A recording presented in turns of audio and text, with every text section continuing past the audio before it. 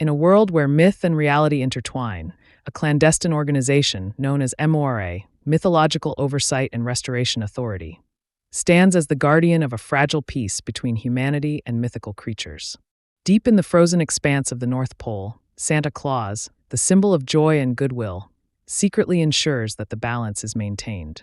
However, as the years pass, the world's increasing naughtiness casts a shadow over his once magical mission, and Commander Callum Drift, tasked with Santa's protection, has grown weary. Disillusioned by the rise of unruly behavior and a steadily growing naughty list, he yearns for a final Christmas run before stepping away from his duties. But on this Christmas Eve, a dark force threatens to unravel everything. Santa is kidnapped, and the safety of the magical realm is compromised. Forced into an unlikely alliance with Jack O'Malley, a rogue hacker who unknowingly holds the key to Santa's location, Callum must confront his own disillusionment and rekindle his belief in the magic of the season. Together, they must navigate a web of ancient enemies, treacherous snow globes, and a family torn apart by jealousy to save Santa and the world's most cherished holiday. As the clock ticks down, old grudges will be tested, bonds will be forged, and the true spirit of Christmas will rise from the ashes of despair. Chapter 1. A World Beyond Imagination. The North Pole was not like any other place on Earth. Beyond the endless snowdrifts and towering, ice-covered trees, there existed a hidden world that few knew about, let alone understood. For centuries, M.O.R.A, Mythological Oversight and Restoration Authority, had operated in the shadows, maintaining the balance between humans and the creatures of legend, keeping peace where others only saw myths. M.O.R.A was the secret army protecting the fragile truce between the fantastical and the real, and at its heart was a man named Callum Drift. Callum stood in the gleaming, sterile corridor of the North Pole complex, watching the snow fall in soft sheets beyond the reinforced glass windows. It was Christmas Eve, the night when everything was supposed to go right. The night when Santa Claus made his rounds, delivering joy and magic across the world, and when Callum, as head of Santa's security, oversaw the operation to ensure nothing would go wrong. It had always been that way, but tonight, something was different. A hollow weight pressed against his chest as he looked out over the icy expanse. He had seen so much over the years. The joy of Christmas, the wonder in children's eyes, the serenity that came with the knowledge that the world was safe, for at least one night. But now, as the years went by, there was something that gnawed at him, something he couldn't ignore. The naughty list was growing, expanding at an alarming rate, and with it, the behavior that came with it. The world had become darker, less kind. It had become harder for him to keep up the facade that everything was fine. The world was changing, and Callum Drift was tired. His fingers drummed absently on the surface of the polished stone table in front of him. His mind wandered to his impending retirement. For months, he had quietly considered stepping away from it all. The decision had been a long time coming, but now that the moment was near, a knot of uncertainty twisted in his stomach. The job had been his life for so long, and yet he felt it slipping away from him. He had seen the magic of the season, witnessed it in its purest form. But the world around him was losing its magic, and the cynicism that had crept into his heart was hard to shake. "Commander Drift, you're needed in the control room." The voice broke his reverie.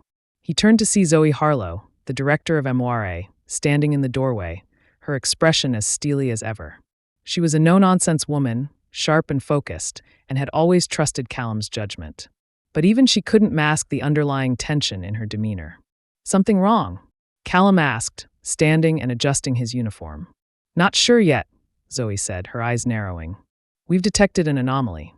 A breach. We think someone's gotten too close to the North Pole complex." A surge of adrenaline rushed through Callum's veins. The security of the North Pole was one of the most tightly guarded operations in the world. The idea that someone could have breached it was unfathomable. "Who?" he asked, already moving toward the door. Zoe hesitated for a moment before speaking again. "Jack O'Malley, a black hat hacker." Callum froze. Jack O'Malley was a name that carried a dark reputation. A mercenary, skilled in cyber warfare, who operated on both sides of the law, depending on what paid him the most. If he had gotten his hands on the North Pole's secret location. "Damn it," Callum muttered under his breath. "He's the one who compromised it?" "We believe so," Zoe said, leading him down the corridor at a brisk pace. "It looks like he sent the location to an anonymous buyer. Whoever it is, they're willing to do anything to get their hands on it." As they reached the control room, Callum's mind raced. He had always known there were enemies out there, those who sought to destroy the peace between humans and the creatures of myth. But this was different. The North Pole was a sacred place, and anyone who threatened it was no ordinary foe. Inside the control room, technicians and agents were already working furiously. Multiple screens flickered with data, coordinates, and images that Callum didn't have time to study. Instead, he approached Zoe, who was standing in front of a large digital map of the world. Several red dots blinked ominously, indicating suspicious activity. "Where are they now?" Callum asked. "The buyer is in transit," Zoe said, her voice grim. "But O'Malley, he's still at the North Pole." Callum's heart skipped a beat. If O'Malley was still there, that meant he had access to everything. The heart of Santa's magic, the secret passageways, the hidden vaults, and perhaps most dangerous of all, the ability to reach Santa himself. "We need to move now," Callum said. "I'm going after him." Zoe nodded. "I'll assemble a team. You go. Don't wait for us." Callum didn't hesitate. His training kicked in, and before long, he was on his way to the nearest transport unit. As he made his way through the winding halls of the North Pole complex, a thought gnawed at him. What could someone possibly want with Santa's location? What could they hope to gain by disrupting the fragile peace that had lasted for centuries? By the time he reached the perimeter of the North Pole's outer defenses, Callum had already decided. Whoever was behind this, they wouldn't get away with it. And if O'Malley was involved, there was no telling how deep the conspiracy ran. The safety of Christmas, and perhaps the entire world, was at stake. The transport unit's engines hummed to life as it rocketed toward the location. Callum's mind raced as he thought back on his years of service. He had been in many tight spots before, but this felt different. There was something more personal about it, as if this mission was tied to the very heart of what he believed in. If this was the end of his career, then so be it. But he wasn't going to let Santa fall without a fight. As the transport unit skidded to a halt just outside the North Pole's outer perimeter, Callum jumped out, scanning the area. The air was frigid, and the snow lay thick on the ground, muffling the sounds of the world around him. His breath came in visible puffs as he sprinted toward the heart of the complex. The security measures would be heavy, but nothing he hadn't handled before. Just as he reached the entrance to the North Pole's main facility, he heard it, a loud crash, followed by an explosion of light from the inside. Callum's instincts kicked in, and he dove for cover as the walls of the facility erupted in a shower of sparks. The breach was more than just a hack, it was an all-out assault. The air crackled with magic, something darker than he had ever felt before. Whatever was happening inside, it was beyond the ordinary scope of any enemy he had ever faced. And as he prepared to enter the fray, one thought haunted him. How could something this dangerous have remained hidden from M.O.R.A for so long? What other secrets were waiting to be uncovered? With a steely resolve, Callum drew his weapon and charged into the chaos. Inside the North Pole complex, chaos reigned. The blaring alarms echoed through the long hallways, accompanied by the sharp, high-pitched whine of the security systems being overridden. Sparks flew from exposed wires as the intruders continued their assault on the inner sanctum of the facility. The walls trembled from the force of the explosions, and the normally serene, snow-covered base now looked like a war zone. Callum's boots crunched through the snow and ice as he navigated the exterior toward the entrance. His mind raced. What could possibly have breached the defenses this quickly? A part of him wanted to believe that M.O.R.A.'s security measures were foolproof, but deep down, he knew better. Jack O'Malley wasn't just any hacker. He was a mercenary with a reputation for slipping past the best of the best. If he'd gotten involved in this, it was no ordinary breach. Someone had wanted Santa Claus for a very specific reason. He ducked behind a reinforced steel column as another explosion shook the building. The sound of boots pounding on the ground grew louder as a group of black-clad figures rushed past. They were armed, but not with the usual array of weapons Callum expected from M.O.R.A.'s opponents. No, these were equipped with more advanced gear that radiated dark magic, and it sent a chill down his spine. Callum narrowed his eyes. These weren't ordinary mercenaries, they were something else entirely. His grip tightened around his weapon as he waited for the group to pass. He could hear them speaking in low, urgent voices, but he couldn't make out the words. It didn't matter. He had a job to do, and if these men were involved with the breach, they wouldn't be walking away from it. The figures moved past, and Callum moved swiftly into position. He could see the entrance up ahead, the large steel doors that protected the heart of the North Pole. The walls were adorned with magical sigils, designed to protect against even the most sophisticated intrusions, but those sigils were flickering now, their power weakening. The breach had already begun to tear through the layers of security. Something powerful had made its way inside. Without hesitation, Callum advanced, taking the stealthiest path toward the inner chamber. He moved with precision, his years of experience guiding him through the corridors. He knew the North Pole complex like the back of his hand, every corridor, every hidden door, every secret passage. This wasn't his first time under siege, but it felt different this time. The air felt heavier, thicker, as though a dark force was at work, manipulating the very environment around him. The closer he got to the heart of the complex, the more intense the magical energy became. Callum's breath quickened. The magic in the air felt alien, oppressive. It wasn't just technology that was being breached, it was something much older, something tied to the very essence of the North Pole itself. He finally reached the main control center. The steel doors that had once been impenetrable now lay open, the intricate wards that had protected the area completely shattered. Inside, the chaos was even more pronounced. Techs and agents scrambled to re-establish security, but their efforts were in vain. The enemy had already overrun the control center. Callum's eyes locked onto Zoe, who was frantically coordinating efforts from the central console. Her face was a mask of determination, but he could see the underlying fear in her eyes. She didn't have to say it. He knew something had gone horribly wrong. "Zoe!" he shouted, stepping into the room. "What the hell is going on?" Zoe didn't flinch at his entrance. She was used to high-stress situations, but this one had caught them all off guard. She quickly pointed toward a large holographic display at the far end of the room. "Callum, it's not just O'Malley," she said, her voice tight with urgency. "He wasn't working alone. This isn't just a hack. They've infiltrated everything."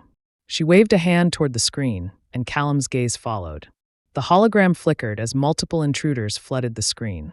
There were too many to track, and each one was using specialized magical cloaking technology that rendered them nearly invisible to the system's usual scans.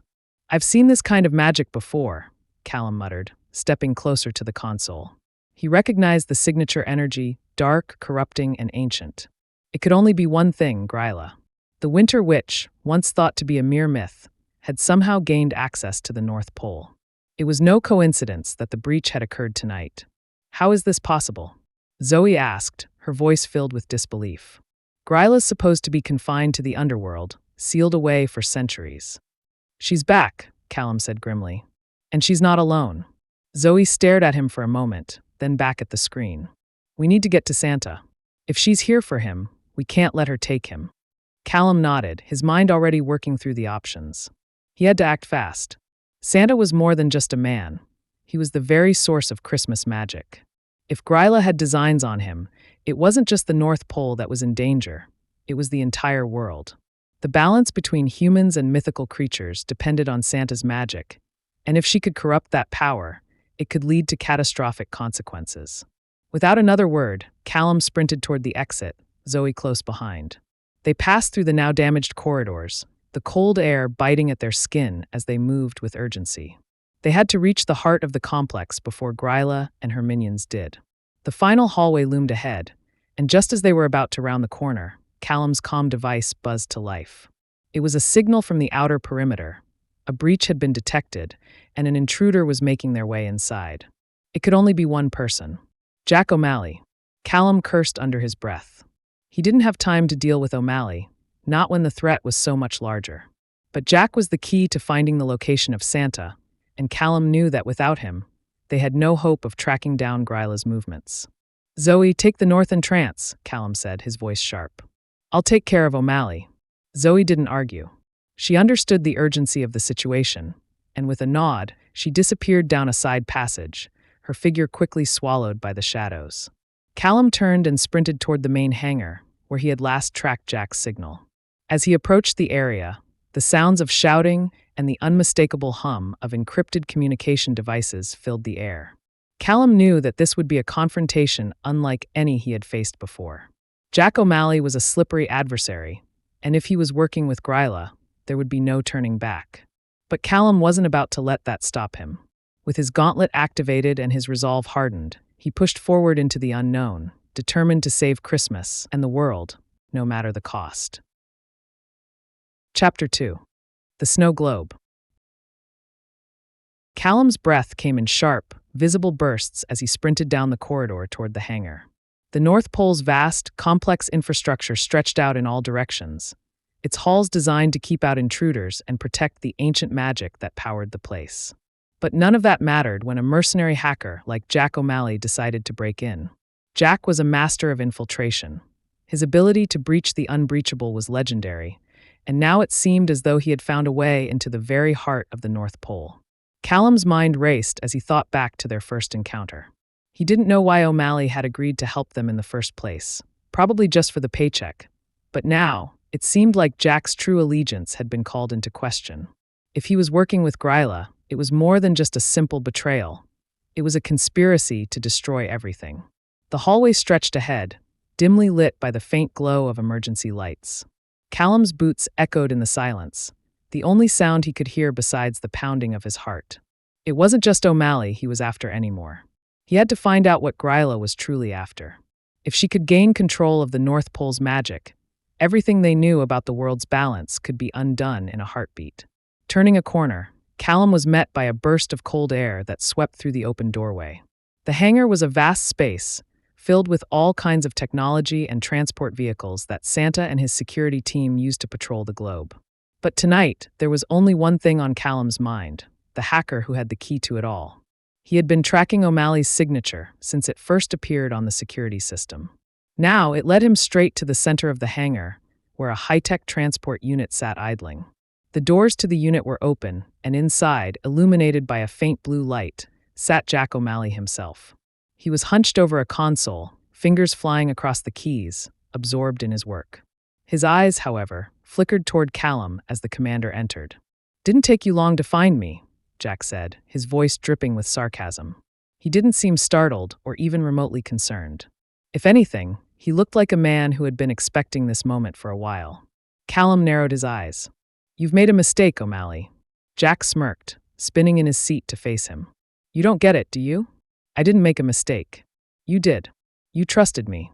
"I trusted you because I thought you had a sense of honor," Callum shot back, stepping forward, his hands clenched into fists at his sides. "But now I know you're working with Grýla. What's she paying you to betray us?" Jack's expression shifted, a flicker of something darker passing across his face. "You don't understand the stakes here, Callum. This isn't just about money or some petty betrayal. This is about survival." "Survival?" Callum's voice was low, edged with disbelief. "You're working for the witch who wants to imprison the entire world's naughty list in snow globes, and you're talking to me about survival?" Jack's eyes hardened. "You're too focused on the wrong details. Grýla is a means to an end. The world as you know it is dying. Humanity, these kids, the whole damn planet, it's all slipping away. And if we don't do something drastic, it's all going to collapse. You and your precious Santa are a part of that collapse." Callum took a step closer, his tone sharp. "You're telling me you've sold out everything that we've worked for, just to see the world burn?" Jack's lips curled into a bitter smile. "Maybe I've been around too long, seen too much. But I'm not the one who's going to burn. I'm just here to make sure there's something left standing after the ashes settle." A silence fell between them, thick with the weight of their words. Callum could feel the tension in the air, the gnawing sense of betrayal that burned deep inside him. He had known Jack O'Malley wasn't a saint, but he hadn't expected this level of cynicism, this deep-rooted disillusionment. "What does Grýla want with the North Pole?" Callum asked, his voice softer but no less insistent. "Why does she want Santa?" Jack sighed, looking away as if the question bored him. "It's not about Santa, Callum. It's about the power that comes from Santa's magic. That sleigh, the workshop, the ancient forces that lie beneath this place. They're the key to controlling the entire world's fate. Grýla wants that power, and she'll do anything to get it." Callum's mind raced. "You don't even understand what you're dealing with. Grýla doesn't want power to save the world. She wants to destroy it. And you're helping her." "I'm helping to set things right," Jack replied, his voice colder now. "What do you think Santa is? A symbol? A fairy tale? The world needs more than fairy tales. It needs a change. And this is your answer? Working with a witch who wants to take over everything." Jack didn't answer. Instead, he turned back to his console, fingers once again dancing across the keys. You're wasting your time here, Callum. Go back. Save your precious Santa. It won't matter in the end. Callum's eyes blazed with fury, but before he could take another step forward, the floor beneath them trembled. The ground shook violently, sending both men stumbling. Callum's hand shot out instinctively, grabbing the nearest rail to steady himself. Something was wrong. This was no ordinary tremor. Suddenly, a loud crack split the air, followed by a deep, guttural growl. Callum's instincts kicked in. "Get down!" he shouted, pulling Jack toward cover just as something enormous crashed into the hangar. The floor exploded upward, sending debris flying in every direction. Callum shielded himself with his arms, but the force of the blast knocked him off his feet. When he opened his eyes again, the room was filled with smoke and dust. Jack was already on his feet, scrambling toward the console again. Callum pushed himself up, shaking the disorientation from his head. The growl sounded again, closer this time. Whatever it wasn't just an earthquake. Then, through the haze of dust, a figure emerged, tall, looming, and covered in dark, glistening ice. A massive, monstrous shape that seemed to shimmer in the dim light. Callum's breath caught in his throat as he recognized the creature. A snowman, but not the kind that children built in their backyards. This was something far darker. The creature's eyes glowed a violent red as it turned its gaze toward them. Jack had stopped in his tracks, frozen by the sight. "What the hell is that?" Jack hissed, taking a step back. Callum had no answer. He reached for his gauntlet, his fingers brushing the cool metal, but before he could activate it, the snowman lunged. Everything happened in an instant. The massive creature swiped a long, icy arm toward them, and Callum barely managed to dive out of the way. His body hit the ground hard as he rolled to safety, narrowly avoiding the creature's razor-sharp claws.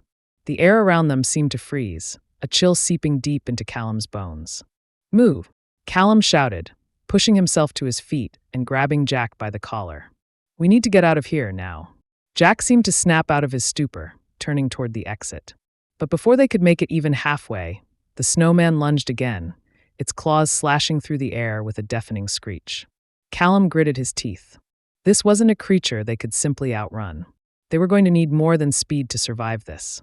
The sound of more crashing echoed in the distance, and Callum realized they weren't alone.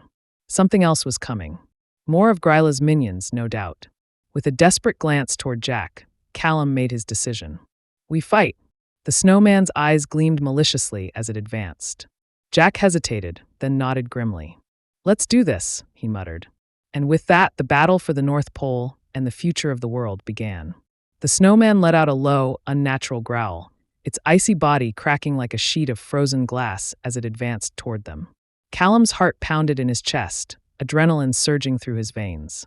The creature's eyes glowed an ominous red, locking onto them with a predatory hunger.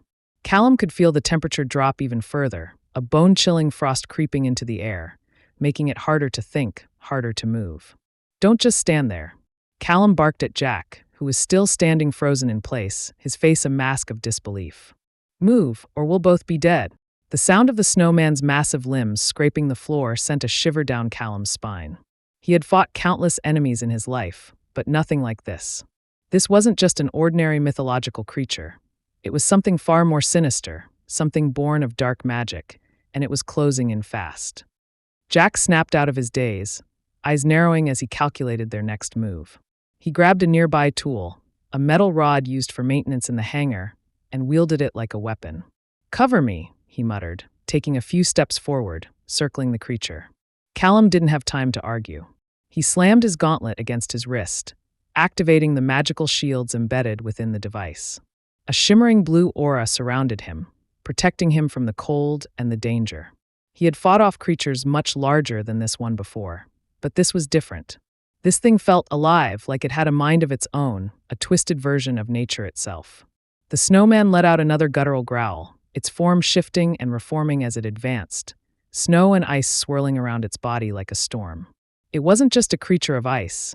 It was a manifestation of winter's wrath, a harbinger of Grýla's vengeance.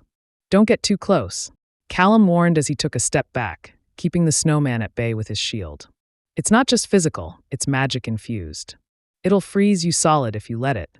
Jack grinned, his face lighting up with the thrill of the fight. "Just like old times, huh?" he called out, leaping forward with his rod raised high, aiming to strike the creature's glowing eye. But the snowman was faster than he anticipated, swiping a huge, ice-covered arm at him.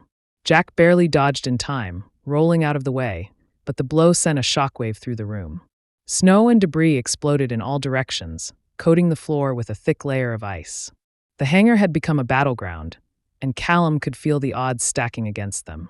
The snowman's red eyes flared, and it let out a horrific, distorted laugh, an eerie sound that seemed to rattle the very walls of the hangar.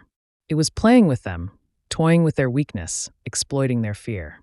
"Enough!" Callum growled, pushing forward. He reached out with his gauntlet, directing the flow of magic within it to strike the creature's form directly. A blast of concentrated energy shot from the gauntlet, hitting the snowman in the chest, but instead of shattering it, the blast simply cracked and fizzled, as if the creature absorbed the magic. "What the hell?" Callum cursed, eyes widening. "It's immune to magic?" Jack didn't hesitate. He lunged forward again, his rod raised, but the snowman swiped its icy arm, knocking him back into a stack of crates. The impact sent a wave of pain through Jack's body, but he quickly scrambled to his feet. He wasn't about to let the creature win. He wasn't about to let anything stop him from getting what he wanted, what they needed. "This is insane," Jack shouted, eyes wild with both anger and fear. "We need a plan, Callum." Callum's mind raced, trying to calculate their next move. His gauntlet was powerful, but the snowman was too resistant, too unpredictable. They couldn't keep trading blows like this. They needed something stronger. He remembered the magical wards in the hangar, built into the very structure of the base. The ones that were designed to protect the facility from magical intrusions. They were old, but they were strong. "Jack, get to the control console," Callum shouted, pointing toward the far side of the hangar. "If we can activate the ward system, we might be able to neutralize it." Jack looked over at the console, then back at Callum. He seemed to hesitate for only a moment before nodding, determination flashing in his eyes. "You better keep it busy then," he said with a grin. "I'm not dying here." Callum didn't wait for more. With a grim expression, he turned toward the snowman, who was now advancing once more, its limbs crackling with frost. It raised its arm again, ready to strike, but Callum was prepared this time. As the snowman lunged, Callum activated his gauntlet once more, sending a concentrated wave of energy toward the creature's chest. The blast hit its target, and for a split second, it seemed like it would work. But the snowman absorbed the energy again, and Callum could see the magic twisting, shifting into something more volatile. "Come on," Callum shouted, more to himself than anyone else. "Just hold on a little longer." The snowman's eyes glowed brighter, and the temperature dropped another few degrees. Callum's breath fogged in the air as he braced for impact. He needed time, just a little more time, for Jack to reach the console. Then, with a loud crack, the snowman's arm swung in a wide arc, sending Callum sprawling to the floor. His shield flickered under the force of the blow, and he felt the sting of ice cut across his exposed skin. The pain was sharp, immediate, but he forced himself to stand, ignoring the dizziness that threatened to overtake him. "Jack!" Callum shouted again, his voice hoarse. Jack was already at the control console, hands moving rapidly over the keys. He was muttering something under his breath, clearly trying to override the system. The snowman, sensing the threat, charged toward him, its eyes burning with malevolent intent. "Jack, no!" Callum yelled, pushing himself to his feet. He couldn't let the creature reach him. Not now. The snowman was mere feet away from Jack when Callum charged forward, launching himself at the creature with everything he had left. He wasn't thinking anymore. His body moved purely on instinct, powered by desperation. He hit the snowman head-on, the impact jolting through his entire body, but it gave Jack the moment he needed. Jack slammed his hand down on the final key, and with a loud hum, the magical wards around the hangar activated. A pulse of radiant energy shot through the room, engulfing the snowman in a shimmering blue light. The creature screeched in agony, its form beginning to disintegrate as the magic forced it back. The red glow in its eyes dimmed, and the creature's body cracked, as if the ice itself was breaking apart under the pressure. Callum held on tight as the creature thrashed and flailed, but the energy from the wards was too powerful. The snowman's body shattered, its pieces falling to the ground like shards of broken glass, leaving only a pile of frozen remains. The hangar fell silent. Callum stood in the center of the wreckage, panting, his body aching from the exertion. Jack was beside him, a smirk playing at the corner of his lips, though his face was smeared with sweat and dirt. Not bad for an old man, Jack said, clapping Callum on the back. Callum grunted, still catching his breath. That's the first time I've ever fought something that didn't just want to kill me. It wanted to freeze me in time. Jack chuckled. I'm starting to think I should have stayed home tonight. Next time, Callum replied with a wry smile, we deal with the magic before it deals with us. But as they surveyed the destroyed hangar, neither of them was under any illusion. This fight was just beginning. The snowman was only the first wave of Grýla's forces, and if they wanted to stop her, they would need to be ready for whatever came next. Callum turned to Jack, his expression hardening. This isn't over. We still need to find Santa. Jack nodded, his smirk fading as the weight of their mission settled over him. Let's get to work, then. The night was far from over. Chapter 3. The Hunt for Santa. The North Pole wasn't just a place. It was a legend, a hidden world woven into the fabric of myth itself. The stakes had just been raised beyond anything Callum had imagined. The snowman had been a taste of the magic that gripped the land, and now, as he and Jack made their way toward the heart of this frozen labyrinth, they knew they were up against something far darker. Grýla, the Winter Witch, wasn't the only one they had to worry about. If Santa was still alive, and Callum had to believe he was, then getting to him before Grýla and her followers would be the key to stopping whatever twisted plans she had in motion. Callum glanced at Jack as they trudged through the snowy terrain, the darkness of the polar night wrapping around them like a suffocating blanket. The wind howled, cutting through their coats and making the air feel as though it were stabbing at their skin.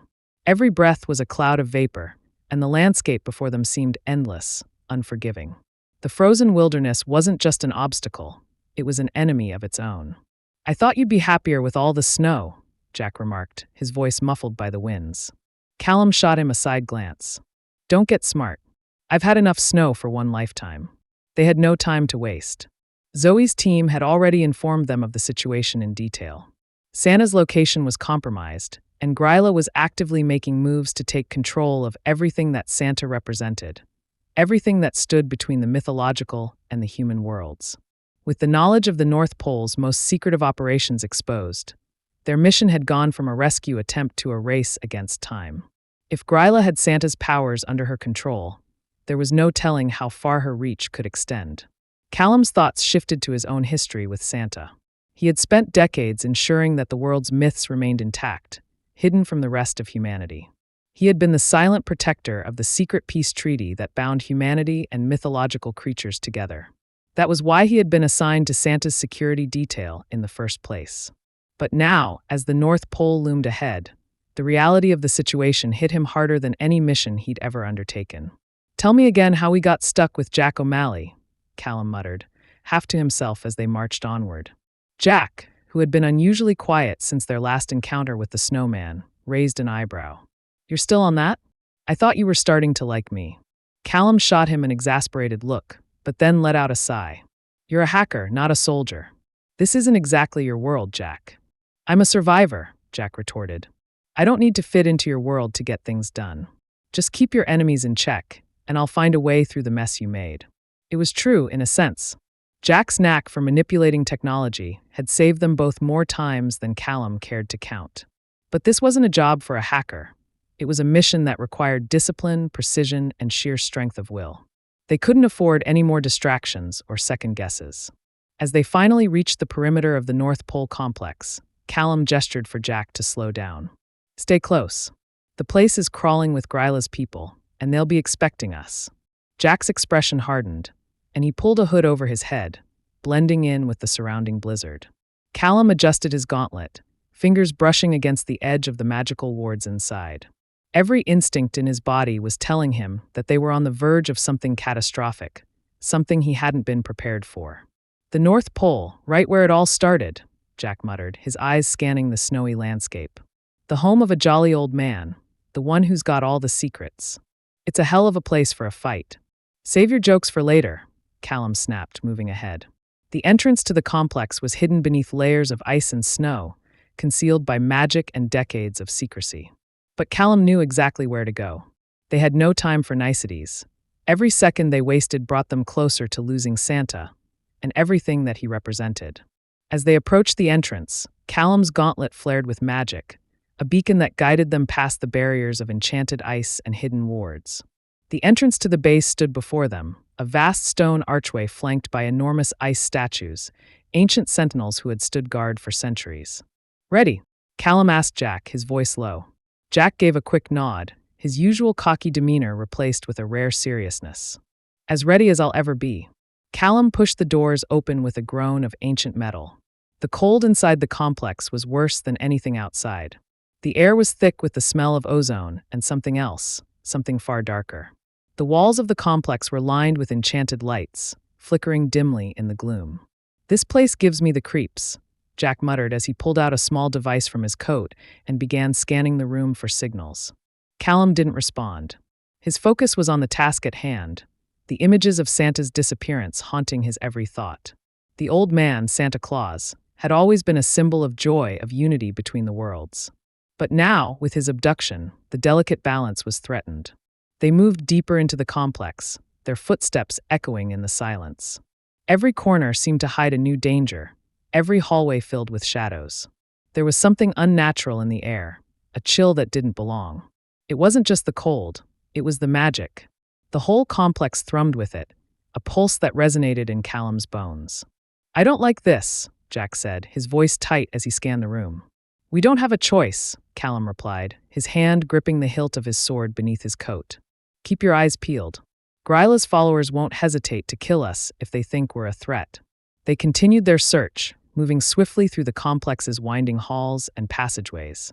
They passed through rooms filled with ancient artifacts, magical relics, and forgotten weapons. Items that had been stored here for centuries to protect the peace between humanity and the mythological beings. But now, everything felt wrong. Finally, after what seemed like hours, they reached the heart of the North Pole's underground complex.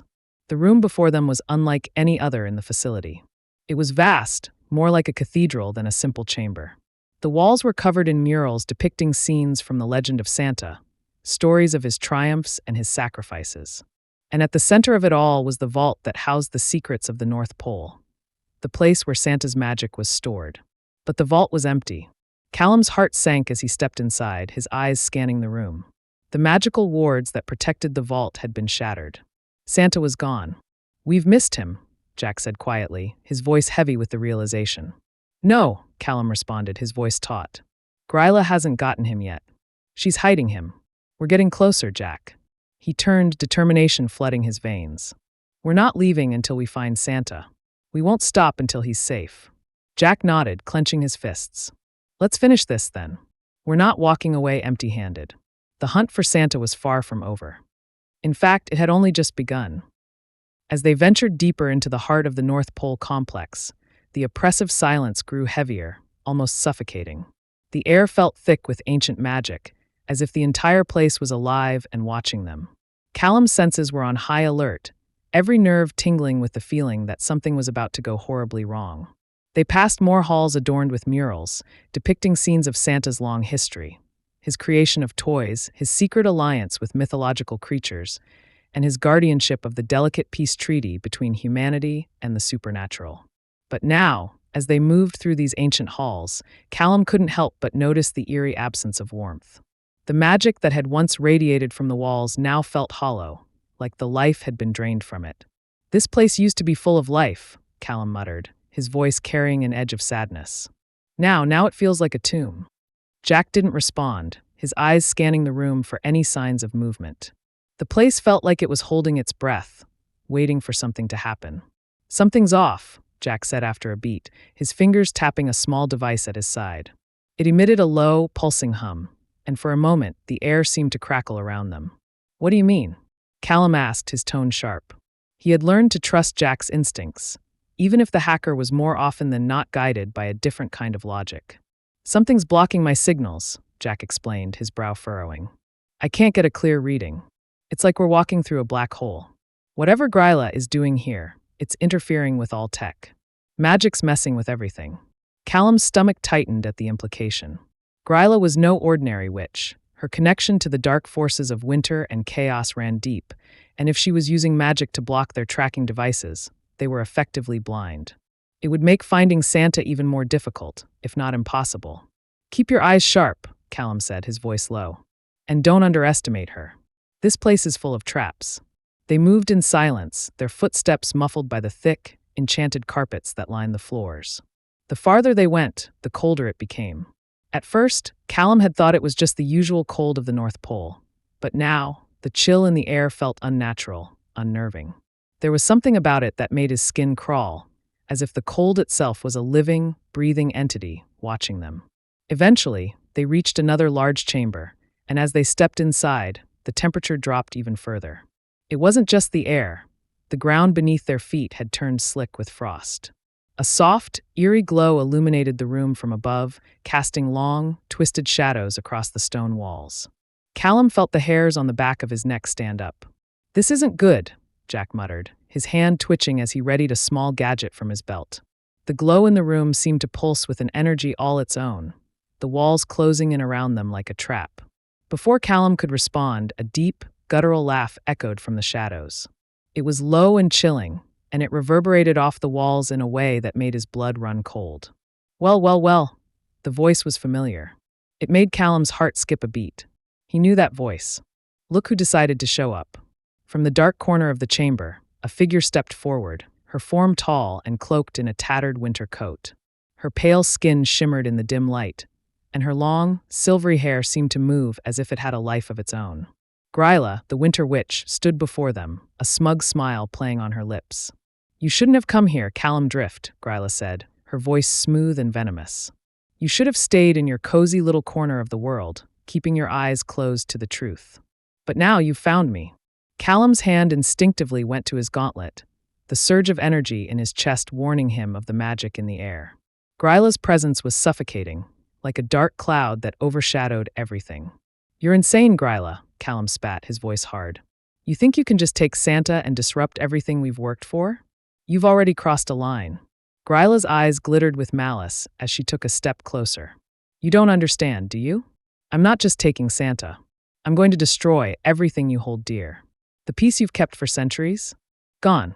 The treaties you've worked so hard to protect? They mean nothing. The world will be mine, and you will watch it burn." Jack stepped forward, his expression hardening. "You're mad. You can't control everything. This place will fall, and you'll be left with nothing."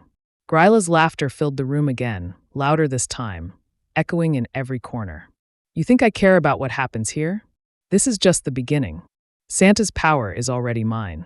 Soon, all of it will be, and then I will make the world bend to my will." She lifted her hands, and the room seemed to tremble as a cold wind swept through the chamber. The light flickered, and the shadows grew darker, longer. Callum felt the pressure building, like the air itself was thickening, becoming harder to breathe. "You really think you can stop me?" Grýla continued, her voice a hiss. "You're already too late. Santa is already mine. His magic flows through my veins, and once I have it all, nothing can stop me. Not you. Not Jack. Not anyone." Callum's grip tightened around his gauntlet. He had known it wouldn't be easy. Grýla had always been a formidable foe, but he hadn't expected this level of power, this unrestrained darkness. "We're not done yet," Callum said, his voice grim. "We're going to take Santa back, and we're going to stop you. No matter what it takes." Grýla's smile only widened, her eyes glowing with an unnatural light. "You're welcome to try." Without warning, she snapped her fingers, and the room erupted in a burst of frigid air. The temperature plunged even further, and Callum felt the chill seep into his very bones. Ice began to form on the walls, creeping toward them like tendrils, and the floor beneath their feet began to crack. Jack quickly reached for his device, trying to counter the freezing magic, but Grýla was too fast. With another flick of her wrist, the ground beneath Jack gave way, and he was sent sprawling onto his back, the ice cracking around him. "Jack!" Callum shouted, but Grýla was already moving again, her hands outstretched. The air around them grew even colder, the ice closing in, and it felt as though the entire complex was turning against them. Callum wasn't sure how much longer they could hold on. But one thing was certain, they had to keep fighting. Santa's life, and the fate of the world, depended on it. Chapter 4. The Glaskafig's Curse. The North Pole complex was no longer just a site of ancient magic and hidden wonders. It was a battleground. Callum and Jack had barely managed to escape Grýla's trap, and they were now deeper into the complex than they'd ever wanted to go. The temperature had plummeted, and the walls seemed to pulse with an unnatural energy. Every step they took felt heavier, as if the very ground beneath their feet had turned against them. Callum's mind raced, analyzing every detail of their situation. Grýla was dangerous, but he had faced worse. What bothered him more than anything was the way she spoke. She wasn't just interested in taking over the North Pole. She wasn't just after Santa. She was after something far more destructive. The Glaskafig, the magical snow globe that could imprison anyone it touched. If she controlled the Glaskafig, she could reshape the world. She could imprison every naughty soul and rule over all of them forever.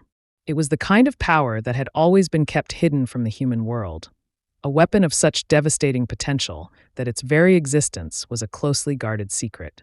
Jack, still recovering from the magical onslaught Grýla had unleashed on him, staggered to his feet beside Callum, eyes scanning the shadows.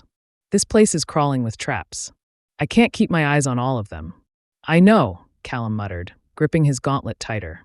The enchanted artifact hummed in response to his touch, its power fluctuating.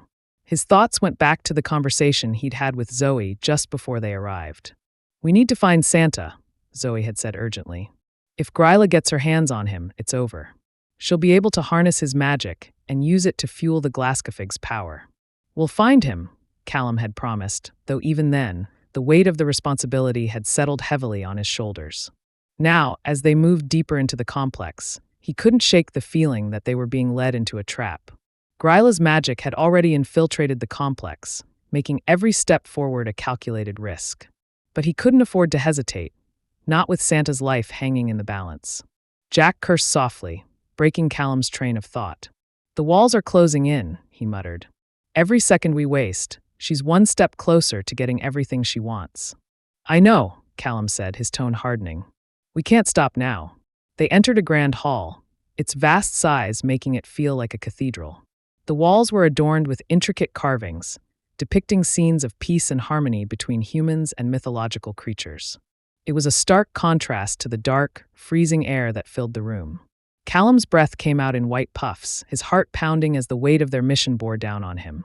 This is it, Callum said, his voice barely above a whisper. The heart of the North Pole. Jack looked around, eyes narrowing as he took in the surroundings. I've got a bad feeling about this. We should be careful. Grýla could be waiting for us.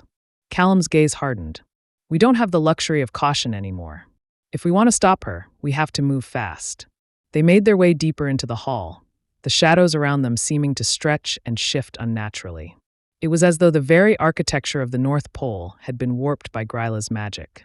Callum's hand instinctively went to his sword, the familiar weight of the blade reassuring him that he had something to fight with. But what good was a sword against a witch who could freeze the very air around them? Suddenly, a sound echoed from the far end of the hall, a soft, almost imperceptible sound, like the rustling of snow. Callum's heart skipped a beat. It's her, Jack said, his voice low and tense. Without another word, Callum sprinted forward, his boots crunching against the icy floor. Jack followed close behind, the two of them moving as one, driven by the urgency of their mission. As they approached the end of the hall, they saw it. The Glaskafig. It sat atop an altar, glowing with an eerie, otherworldly light.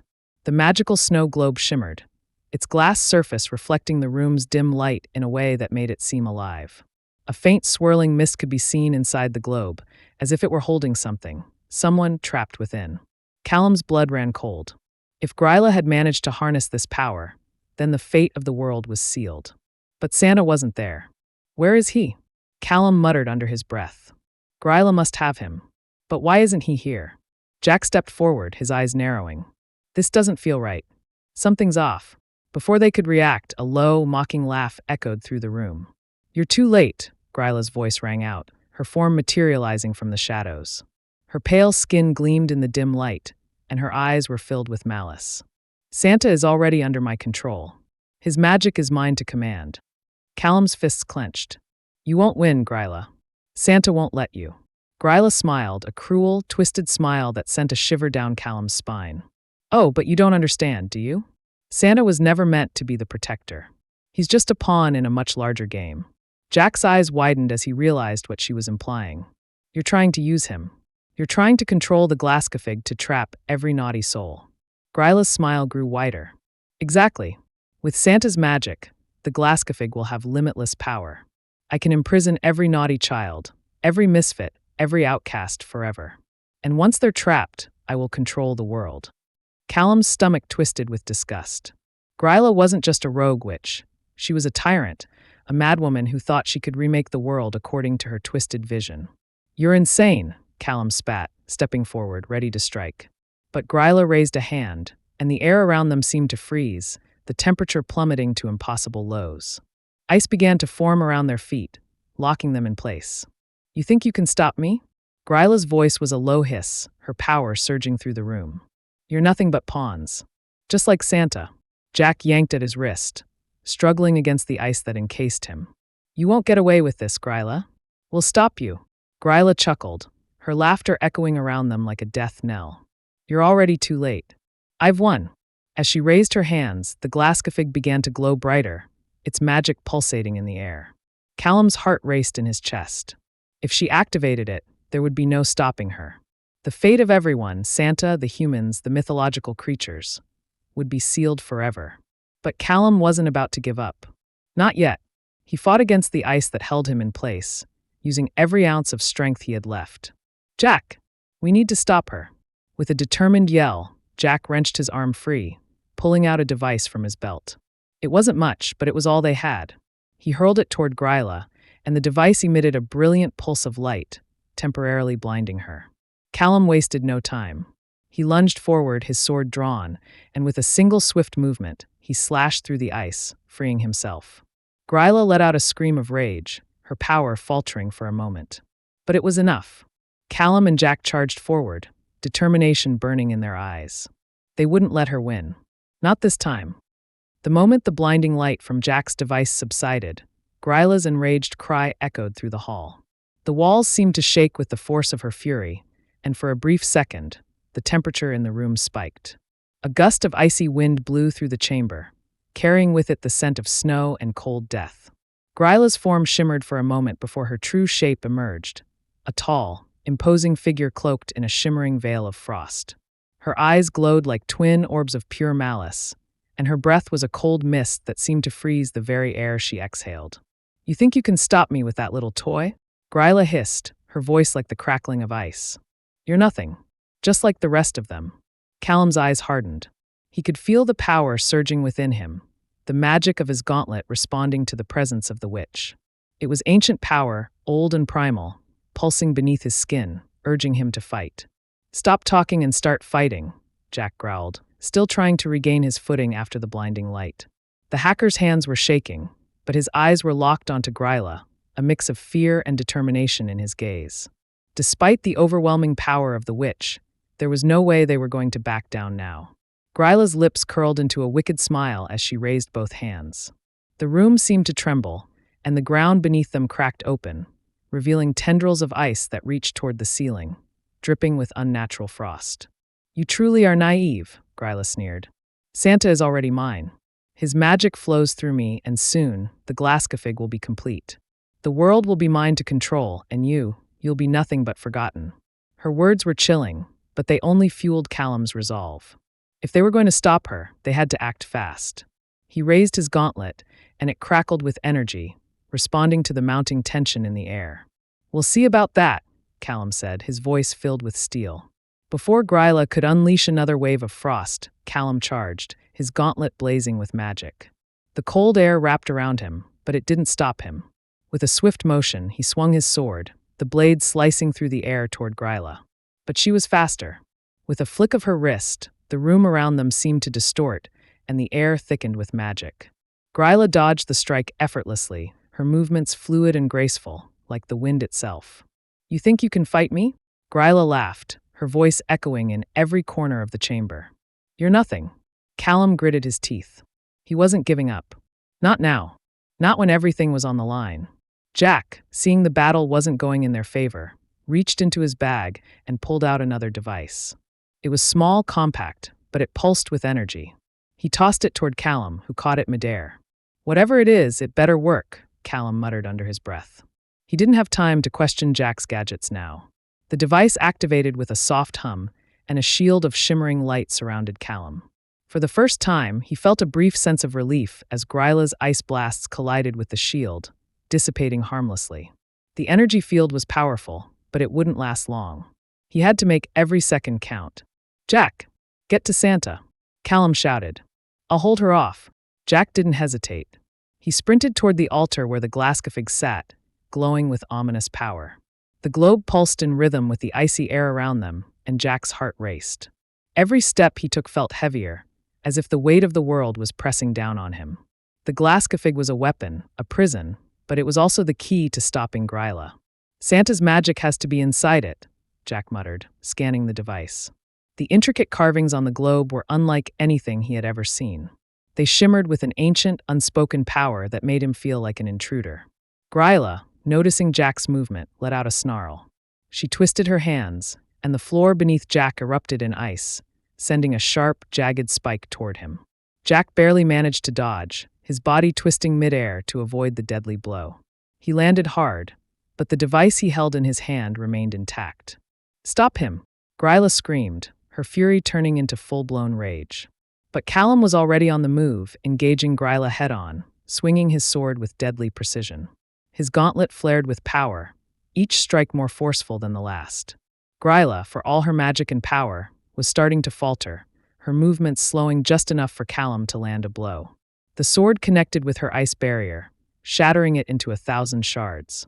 Grýla staggered back, her eyes flashing with fury.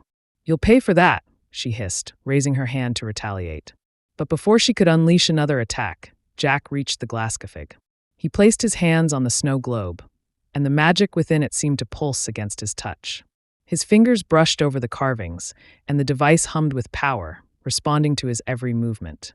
Come on," Jack whispered, his voice barely audible over the chaos of the battle. Sweat beaded on his forehead as he focused on the intricate patterns etched into the globe. This was it. If he could unlock its magic, they might have a chance to turn the tide. A flash of light erupted from the Glascafig, blinding him for a moment. The world seemed to shift, and suddenly he felt an overwhelming presence, Santa's presence. The magic inside the globe wasn't just a prison, it was a conduit for Santa's power. And now, Jack could feel it surging through him. The power of the Glascafig was immense, more than he could have ever imagined. But it was also fragile, like a flickering flame in a storm. "Hold on," Jack muttered, his fingers trembling as he fought to control the energy flowing through him. The globe responded, its magic coiling around him like a storm, and for a moment, he felt like he might drown in its power. Grýla, realizing what was happening, screamed in fury. She tried to reach out, but her movements were slow, hampered by the energy of the Glascafig. It was as if the magic of the globe had become a tether, holding her in place, blocking her every attempt to stop Jack. "Jack!" Callum shouted. "Hurry!" With one final push, Jack slammed his palm against the Glascafig, and a surge of light erupted from the globe. The energy exploded outward, enveloping the entire chamber in a brilliant flash. When the light subsided, Grýla was gone. She had been pulled into the very magic she sought to control, trapped within the Glascafig. Callum breathed a sigh of relief, but there was no time to celebrate. They had only won a battle, not the war. Jack staggered back, his body trembling with the aftereffects of the intense magical surge. That was too close. Callum nodded, his eyes narrowing as he turned toward the altar. The Glascafig was still glowing, but now it felt like a source of untapped potential, its power dormant but not gone. Santa's magic was sealed inside it for now. But Grýla's defeat was only the first step. "We need to get Santa," Callum said, his voice steady but urgent. "Before she gets out." Jack nodded, pulling himself to his feet. "Right behind you." As they moved toward the altar, a new understanding settled between them. Grýla might be gone, but the fight wasn't over. Chapter 5. The Last Christmas Run. The snow fell gently over the North Pole, a pristine blanket covering the vast, icy expanse as the night stretched on. It was Christmas Eve, and the world beyond the gates of the North Pole was still unaware of the peril that had almost consumed Santa, the magic that kept the holiday alive, and the sinister forces that had sought to destroy it all. For now, there was only calm, though not for long. The time had come for the final Christmas run. Callum Drift stood at the heart of the North Pole complex, his eyes fixed on the old sleigh in front of him. The familiar, sturdy vehicle was bathed in the glow of the nearby lights, but it felt different now. It was more than a mode of transport. It was a symbol of hope, of the tradition that had been upheld for centuries, and the last line of defense against the darkness that had threatened it. Despite everything that had happened, Grýla's plot, the betrayal, the near destruction of Santa's magic, the mission remained the same. Deliver gifts to every child in the world, spread the joy and wonder of Christmas, and ensure that the magic of the season endured. He wasn't sure if he was ready. He had nearly lost everything, and yet here he stood, preparing for a journey that seemed both familiar and new. His hands rested on the edge of the sleigh, fingers grazing the carved wooden sides. Santa's sleigh was unlike any other, powered by an ancient magic that had been passed down through generations of Christmas tradition. And now, with Santa barely recovered and the weight of the world resting on his shoulders, it was up to Callum, Jack, and a new team to carry on the work. Jack O'Malley stood next to him, adjusting the strap of a bag over his shoulder. The hacker had transformed during this journey, from a cynical, self-interested man into someone who felt the weight of the responsibility they were carrying. His eyes had shifted from apprehension to determination. In a way, Jack had found something during their ordeal. Something more than the money, more than the deal he'd made. He had found purpose. "Ready for this?" Jack asked, his voice quieter than usual. There was something almost reverent in the way he spoke. The magic in the air, the endless possibilities of Christmas Eve, seemed to have reached even him. "I don't know if anyone is," Callum replied, his tone grim but resolute. He glanced at Jack, the flicker of uncertainty passing over his face before it vanished. "But we've got no choice." Behind them, the sound of footsteps echoed through the hallway, and soon Zoe Harlow, director of the Mythological Oversight and Restoration Authority, M.O.R.A, appeared. She was dressed in her tactical gear, but the usual hardness in her eyes had softened. There was something new there, something that suggested she, too, had found more than just the end of a mission in this journey. "We're ready," Zoe said, her voice calm but filled with urgency. Her eyes flicked toward the sleigh, then to Callum. "Are you sure you're up for this? Santa's magic is still recovering." Callum nodded, though there was a faint worry in his expression. Santa had been restored to full consciousness, but he was still weak from the siphoning Grýla had done to his magic. He was barely able to stand for long periods, much less guide the sleigh across the globe. The weight of the task now fell to Callum and the others. "We don't have much of a choice," Callum said, his gaze hardening. "We're not just delivering presents. We're ensuring the magic of Christmas stays alive. We need to make sure that the world's belief in it doesn't fade." Zoe gave a solemn nod. "Then let's get moving. The world won't wait." As the team prepared for the journey, the last remnants of the night sky were beginning to show through the clouds. The stars shimmered faintly, like a distant promise of something greater. It was a symbol of the enduring spirit of Christmas, a spirit that refused to be extinguished. The sleigh was readied, the reindeer assembled, and the magical tech that powered the flight was adjusted. Despite the urgency of the task ahead, there was a strange moment of quiet before they launched into the sky. The reindeer stamped their hooves, eager to take flight, their bodies glowing faintly in the night. Callum, his hands gripping the reins of the sleigh, took a deep breath. Beside him, Jack and Zoe were seated, ready for whatever awaited them. Santa, still wrapped in a blanket of magical recovery, sat in the back, looking more like the tired old man he was than the immortal, jolly figure the world knew him to be. Yet his eyes were filled with gratitude as he looked at the team that had come together in the face of unimaginable odds. "Ready, Callum?" Jack asked, breaking the silence. "I'm ready," Callum answered, a fierce determination in his voice.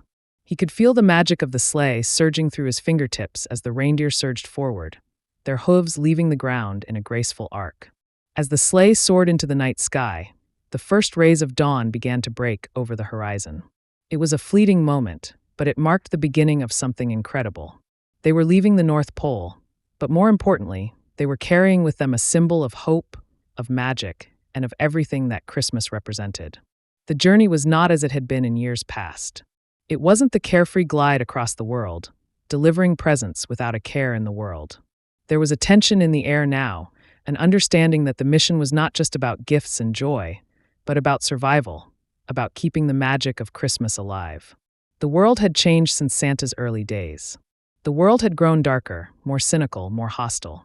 The naughty list, a tool once used to encourage good behavior, had grown dangerously long, and Grýla had almost destroyed it all. The sleigh cut through the sky, moving at an incredible speed, its glow lighting the dark expanse of night as they crossed the globe. The familiar cities, towns, and villages blurred beneath them, but Callum kept his eyes ahead, focused on the task at hand. There was little time to enjoy the view. There was no room for complacency. "We're approaching our first stop," Zoe said, pulling out a map from the bag beside her. "This is where we start the delivery." Callum nodded, taking the reins and guiding the sleigh toward the first home. The feeling was as familiar as it was new. There was a weight to this year's delivery, a sense that they were more than just fulfilling a tradition.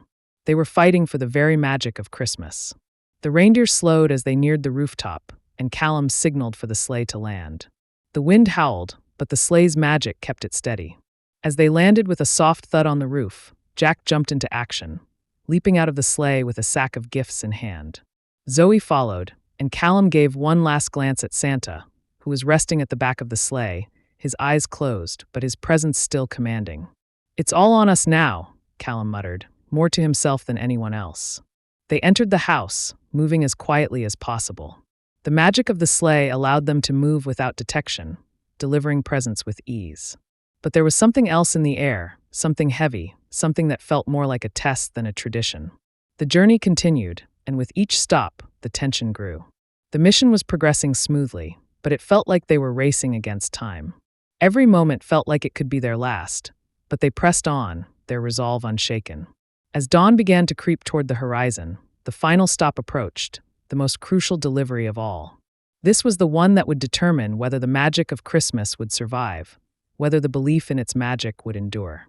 Callum steeled himself. It wasn't just about the presents anymore. It was about hope, and hope was the greatest gift of all. The sleigh glided gracefully through the night sky, cutting through the crisp, cold air as the world below remained blissfully unaware of the battle that had unfolded at the North Pole. Each stop they made, each house they visited, felt like a victory, a small but crucial piece in the puzzle they were desperately trying to piece together. Callum Drift, seated at the front of the sleigh, was acutely aware of the weight of the mission. He had known the joy of delivering presents, of seeing the wonder in children's eyes, but this was different. It wasn't just about the gifts. It was about keeping hope alive. It was about the magic that connected the world and made this night special. His mind drifted briefly to the events that had led them here. The abduction of Santa, the betrayal of Grýla, and the dark path that Krampus had walked with his twisted creation of the naughty list. There had been times when Callum had felt like giving up, times when the overwhelming odds made it seem like they were fighting a losing battle. But as he looked over at Jack and Zoe, the two people who had become unlikely allies in this war to save Christmas, a sense of resolve filled him. They were more than just companions now. They were a team, and together they would succeed. The next stop was a small village in the heart of Europe. The houses were nestled closely together, their rooftops blanketed in a thick layer of snow. The lights inside the homes flickered warmly, casting a gentle glow through the windows. Callum guided the sleigh toward the tallest building in the village, a charming old inn. As they descended slowly, the reindeer's hooves tapping lightly against the roof, he couldn't help but feel the weight of the moment. It was always like this at the start of every run, a mixture of excitement and nervous anticipation. But tonight, everything felt heavier. There was an urgency, a sense that they were running out of time. As the sleigh landed softly, Jack jumped out first, his movements quick and efficient. He grabbed the large sack of presents and slung it over his shoulder, his eyes scanning the street to ensure no one was watching. Zoe followed, her steps lighter than usual, though there was a glimmer of determination in her eyes. She was the strategist, always thinking 2 steps ahead, and tonight, that was exactly what they needed. Callum stayed behind, glancing back at Santa. The jolly old man was resting quietly in the back of the sleigh, his eyes closed, still weak from the siphoning of his magic. Callum knew that Santa's recovery would take time, but for now, they had to do this without him, without the full strength of the Christmas magic that had fueled the holiday for centuries. "Ready?" Jack asked as he reappeared at the front of the sleigh, his arms full of gifts. His eyes were focused, but there was a glint of something else there, something more than the hardened mercenary Callum had met at the beginning of this journey. Callum nodded, pulling himself together. "We're good. Let's get to work." The team moved quickly, slipping into the house with the ease and precision that only years of training could provide. There was no room for hesitation, no time for mistakes. Every second mattered. Inside, the house was quiet, the occupants sound asleep, unaware of the magic that was about to fill their world. The gifts were placed carefully under the tree, a stack of presents for each child, each one wrapped with care and love. Jack moved swiftly, his hands quick and light, while Zoe checked the security systems, ensuring there was no chance of detection. Callum, meanwhile, stood by the window, his gaze fixed on the horizon. The snow was still falling, and the world seemed peaceful for a moment. But there was a constant hum in the air, an uneasy feeling that something was off. Once the presents were delivered, the team slipped out of the house just as quietly as they had entered.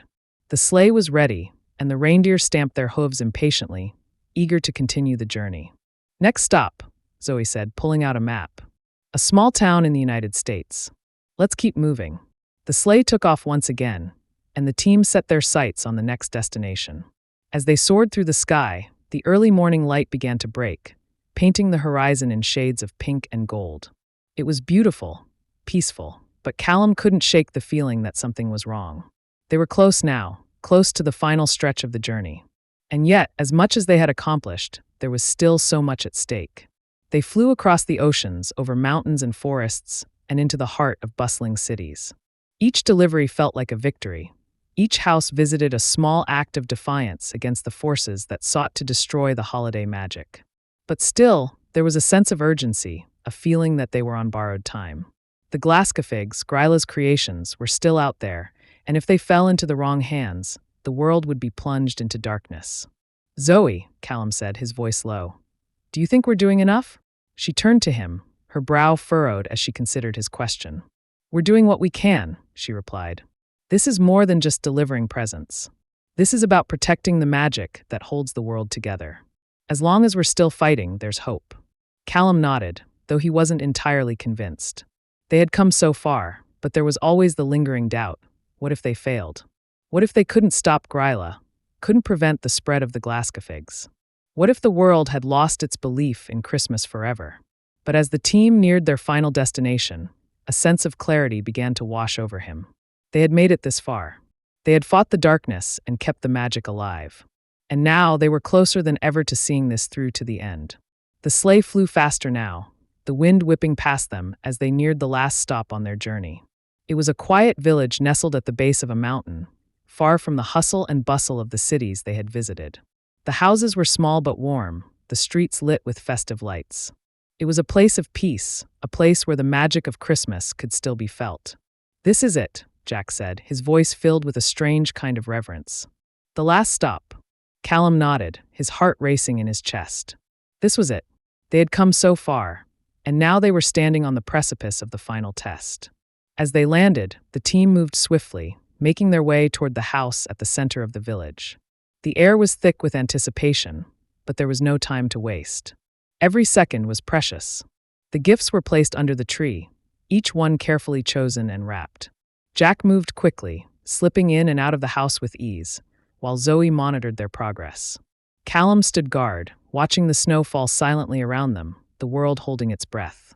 Once the delivery was complete, the team returned to the sleigh, their mission almost complete. There was only one thing left to do. The reindeer stamped their hooves, eager to return home, but Callum held up a hand. "Hold on," he said, his voice calm but firm. "There's one more thing." He looked at Jack and Zoe, his eyes filled with determination. "We have to make sure the magic is protected. We can't leave anything to chance." Zoe nodded. "We'll do whatever it takes." Callum turned to Santa, who had been watching silently from the back of the sleigh. Santa's eyes were still tired, but there was a spark of the old magic in them. He knew what had to be done. "Let's finish this," Callum said. With that, the sleigh took off one last time, soaring into the sky, the final Christmas run nearly complete. The magic of Christmas was still alive. And as they headed home, Callum knew one thing for certain. No matter the challenges, no matter the obstacles, as long as they believed, the magic would endure. Chapter 6. The Last Gift. The night was growing colder, and the sky above was thick with swirling clouds. As the sleigh soared through the darkened skies, the sense of urgency had never been more palpable. Every passing second felt like an eternity, as if the world was holding its breath, waiting for the outcome of this fateful night. Callum Drift had never felt so conflicted. He had spent so many years working within the shadows of the mythological world, ensuring the safety of both humanity and the fantastical beings that inhabited it. Yet now, with the delicate piece hanging by a thread, he couldn't help but question if all their efforts would be enough. Beside him, Jack O'Malley was uncharacteristically quiet. The mercenary-turned-ally had always been the type to push forward with relentless focus, but tonight, even he seemed subdued. Perhaps it was the weight of what they were about to face, or the growing knowledge that this Christmas Eve run was more than just a mission. It was the last stand for everything they had fought to protect. Zoe Harlow, ever the strategist, was meticulously checking their coordinates, ensuring they were on track to reach the North Pole before Grýla and her forces could enact their final plan. The stakes were clear. Grýla's twisted vision to imprison every child who had ever been deemed naughty was about to come to fruition. The magical snow globes, the Glascafigs, were powerful enough to trap anyone in their icy grip. If they failed to stop Grýla, it wouldn't just be the end of Christmas, it would be the end of all hope. "I don't like the way this is heading," Callum muttered, staring into the swirling clouds that seemed to close in around them. Jack shifted slightly, his eyes scanning the horizon. "Neither do I. Something feels off. Grýla's getting closer to completing whatever sick plan she has in mind, and we still haven't fully figured out how to stop her." "We've got no choice," Zoe said, her voice steady but tinged with worry. "The only way to stop this is to take the fight straight to her. And we need to do it before she can use Santa's sleigh to distribute those snow globes." Callum turned to her, his expression hardening. "What exactly do you have in mind?" "A full-scale assault on the North Pole." Zoe nodded. "Exactly that. We can't afford to sit back and wait for her to strike first. If we take out her forces at the North Pole, we stop her from using Santa's magic to empower the Glascafigs. Without Santa's power, the snow globes lose their strength. If we can get to her before she activates them, we might have a chance." Jack let out a low whistle. "Sounds like a hell of a plan, but I don't know how we're going to get past the shapeshifters she has in place. Those things can blend in anywhere." "We'll figure it out," Zoe said, eyes gleaming with determination. "We have no other option." As the sleigh began its descent toward the North Pole, the familiar sight of the snow-covered landscape came into view. The once joyous workshops of Santa's domain now seemed eerily silent, the magical energy that usually filled the air absent, replaced by an oppressive stillness. The North Pole was no longer a place of wonder. It was now a battleground. "Keep your eyes open," Callum instructed as the sleigh touched down softly on the frozen ground. "We don't know what we're walking into." Jack grabbed his gear, securing his weapons, while Zoe adjusted her communication device. "We'll need to breach the perimeter quickly. Once we're inside, we head straight for Grýla. We can't afford to waste time with anyone else." The team moved swiftly, blending into the shadows as they approached the massive gates of the North Pole complex. The once vibrant entrance now looked abandoned, its ornate gates rusted and the surrounding walls covered in a layer of ice. It was clear that Grýla had taken over this place, turning it into a fortress. But Callum wasn't worried about the gates. He was worried about the army of shapeshifters that could be hiding anywhere. "Let's move," Zoe whispered, her hand already on the control panel of the gates. She tapped a few buttons, and the gates creaked open, revealing the desolate expanse beyond. They moved forward cautiously, their footsteps muffled by the thick layer of snow beneath them. It was quiet, too quiet, and every fiber of Callum's being was on high alert. He felt the weight of the gauntlet on his wrist, the power that had once been a constant source of strength, now seeming to hum with a low, ominous vibration. As they made their way deeper into the complex, the silence became more pronounced. It was as if the entire North Pole was holding its breath, waiting for something to happen. Callum knew they didn't have much time before Grýla's forces realized they were there. And when that happened, the stakes would be raised to an unimaginable level. "Keep moving," Zoe ordered. "We're almost there." The team pushed forward, crossing through empty halls and winding corridors, avoiding detection at every turn. Callum's heart raced, his senses heightened as they finally reached the heart of the complex, the workshop where Santa's sleigh had been stored for centuries. But as they entered the large, open space, they were met with an unsettling sight. Santa's sleigh, stripped of its magic and laying cold and lifeless in the center of the room. The reindeer were nowhere to be seen. "Where is she?" Jack asked, his voice low and tense. "Grýla," Zoe muttered under her breath. "She's close. Too close." Before they could react, the sound of footsteps echoed through the halls. Callum's grip on his gauntlet tightened as he motioned for the team to hide. The footsteps grew louder, and then, from the shadows, a figure appeared, one that none of them had expected. Krampus. You've made it this far, he said, his voice cold and mocking. But you're too late. Grýla has already won. Not yet, Callum replied, his voice steady but laced with anger. We're taking her down, Krampus. One way or another. Krampus chuckled darkly, stepping further into the light. You still think you can stop her? You're all fools. The magic has already been siphoned from Santa. The Glascafigs are ready to be deployed. There's no going back now. Then we'll just have to make sure you don't get the chance to finish what you started, Zoe snapped. Krampus's eyes narrowed, and for a moment, the air seemed to crackle with dark energy. You're brave. I'll give you that. But bravery won't save you this time. With a wave of his hand, the temperature in the room plummeted, and a swarm of snowmen and shadowy figures emerged from the darkness. The battle was about to begin. The clash was immediate. A freezing gust of wind swept through the workshop as Krampus's minions, the snowmen and shadowy figures, charged forward, their eyes glowing with malicious intent. Callum barely had time to react before one of the snowmen lunged at him with a sharp, icicle-like claw, aimed straight for his throat. With a fluid motion, Callum raised his gauntlet, the magic within it surging. The icy claws collided with the shielded surface, sending a shockwave of energy that blasted the snowman backward. The creature crumbled to the ground in a heap of snow and ice. The force of the blast echoed through the workshop, and for a brief moment, it seemed like the world had paused. Move, Zoe shouted, her voice cutting through the chaos. She was already in motion, darting across the room toward the control panel that would allow them to disable the security systems protecting Grýla's lair. Jack, always quick on his feet, followed close behind, his weapons drawn and ready to eliminate any threats that got too close. Krampus stood back, watching with amusement as the battle raged. His eyes gleamed with a dark, almost calculating joy, as though he relished the chaos. You think you can stop her? He said, his voice like gravel grinding together. Grýla's power is unstoppable. You've already lost. But Callum wasn't listening. His focus was solely on the snowmen, each one more aggressive than the last. With every blast of magic from his gauntlet, another snowman shattered into pieces. The room was filled with the sounds of battle, shouts, the clash of weapons, the crackling of magic. Yet Callum's mind remained sharp, calculating every move. He had known that this would be a difficult fight, but as he looked around at the wreckage of what had once been Santa's workshop, he couldn't help but feel the weight of it all. This wasn't just a battle for Christmas. It was a battle for the future. The future of humanity, the future of magic, and the future of the world.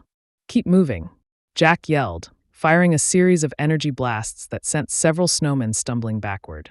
We need to get to Grýla before she activates the Glascafigs. We will, Callum shouted back, deflecting another attack from a snowman's jagged arm. He could feel the gauntlet's power thrumming under his skin, a constant reminder that time was running out. The longer they fought, the closer Grýla came to achieving her twisted goal. Suddenly, a burst of dark energy exploded from the far side of the room. Callum's eyes widened as a new, even more menacing figure emerged from the shadows, Grýla herself. With her wild, tangled hair and frosted skin, she looked every bit the part of the winter that had haunted legends for centuries. Her eyes, black as coal, shimmered with an eerie light. The cold around her seemed to grow more intense, an almost tangible presence that threatened to suffocate the room. You've come too far, Callum Drift, Grýla sneered, her voice dripping with venom. This is the end of the line for you. There's no escape from the Glascafigs once they're unleashed. Callum clenched his fists, the magic in his gauntlet swirling dangerously. We'll see about that, he replied, taking a step forward. Grýla's lips curled into a smile. You think you can stop me? You've already lost. The Glascafigs will imprison every last naughty child on the list. The magic will be mine, and with it, I'll remake the world in my image. Not if I can help it, Zoe shot back, her voice unwavering as she continued to work on the control panel. You're not going to get away with this. With a flick of Grýla's wrist, a gust of icy wind surged toward them, slamming into Callum and Zoe, sending them tumbling across the floor. Jack barely managed to dodge the attack, but his footing was unsteady. Grýla's power was overwhelming. She wasn't just a witch, she was a force of nature. Callum struggled to his feet, shaking off the frost that had begun to form on his clothes. His eyes met Grýla's, and in that moment, He understood the true weight of what they were up against. She wasn't just fighting to take over the North Pole. She was fighting for control of everything. "You're nothing compared to me," Grýla said, her voice like the sound of cracking ice. "You can't stop me, Callum. No one can." But Callum didn't flinch. His eyes narrowed, and he raised his gauntlet once more. This time, the energy surged from the very core of the artifact, a powerful wave of magic that cracked through the icy air like a thunderclap. Grýla staggered back, momentarily disoriented by the force of the blast. "Now!" Callum shouted, his voice filled with urgency. Jack wasted no time, charging forward and unleashing a series of rapid-fire blasts that struck Grýla, sending her reeling backward. Zoe, who had finally accessed the control panel, shouted, "I've got it! We can shut down the Glascafigs." Grýla, now visibly enraged, turned her gaze on them.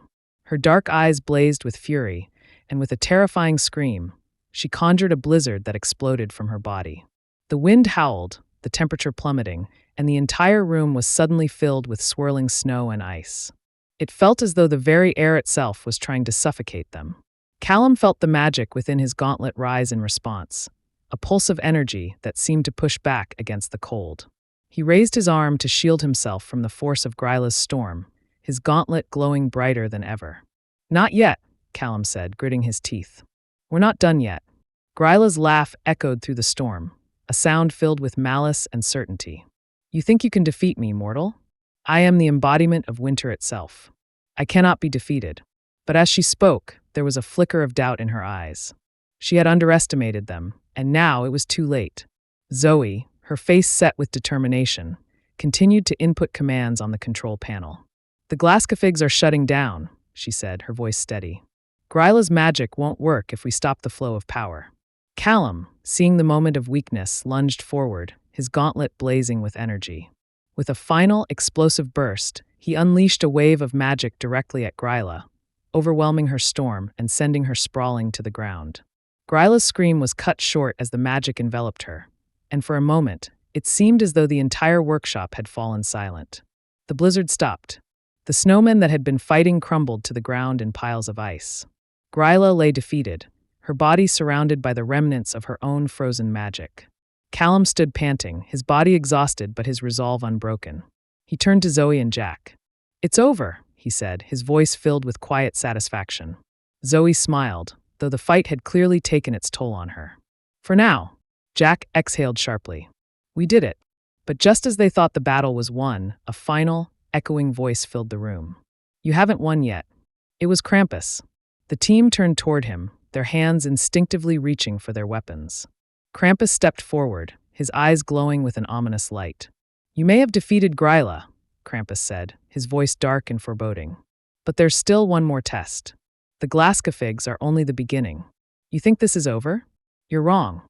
Callum's gaze hardened. "What do you mean?" Krampus's smile widened. "You'll see. Soon enough." The air grew thick with tension as Krampus's figure disappeared into the shadows. Chapter 7. The Shifting Shadows. The North Pole complex was eerily still after the battle had subsided.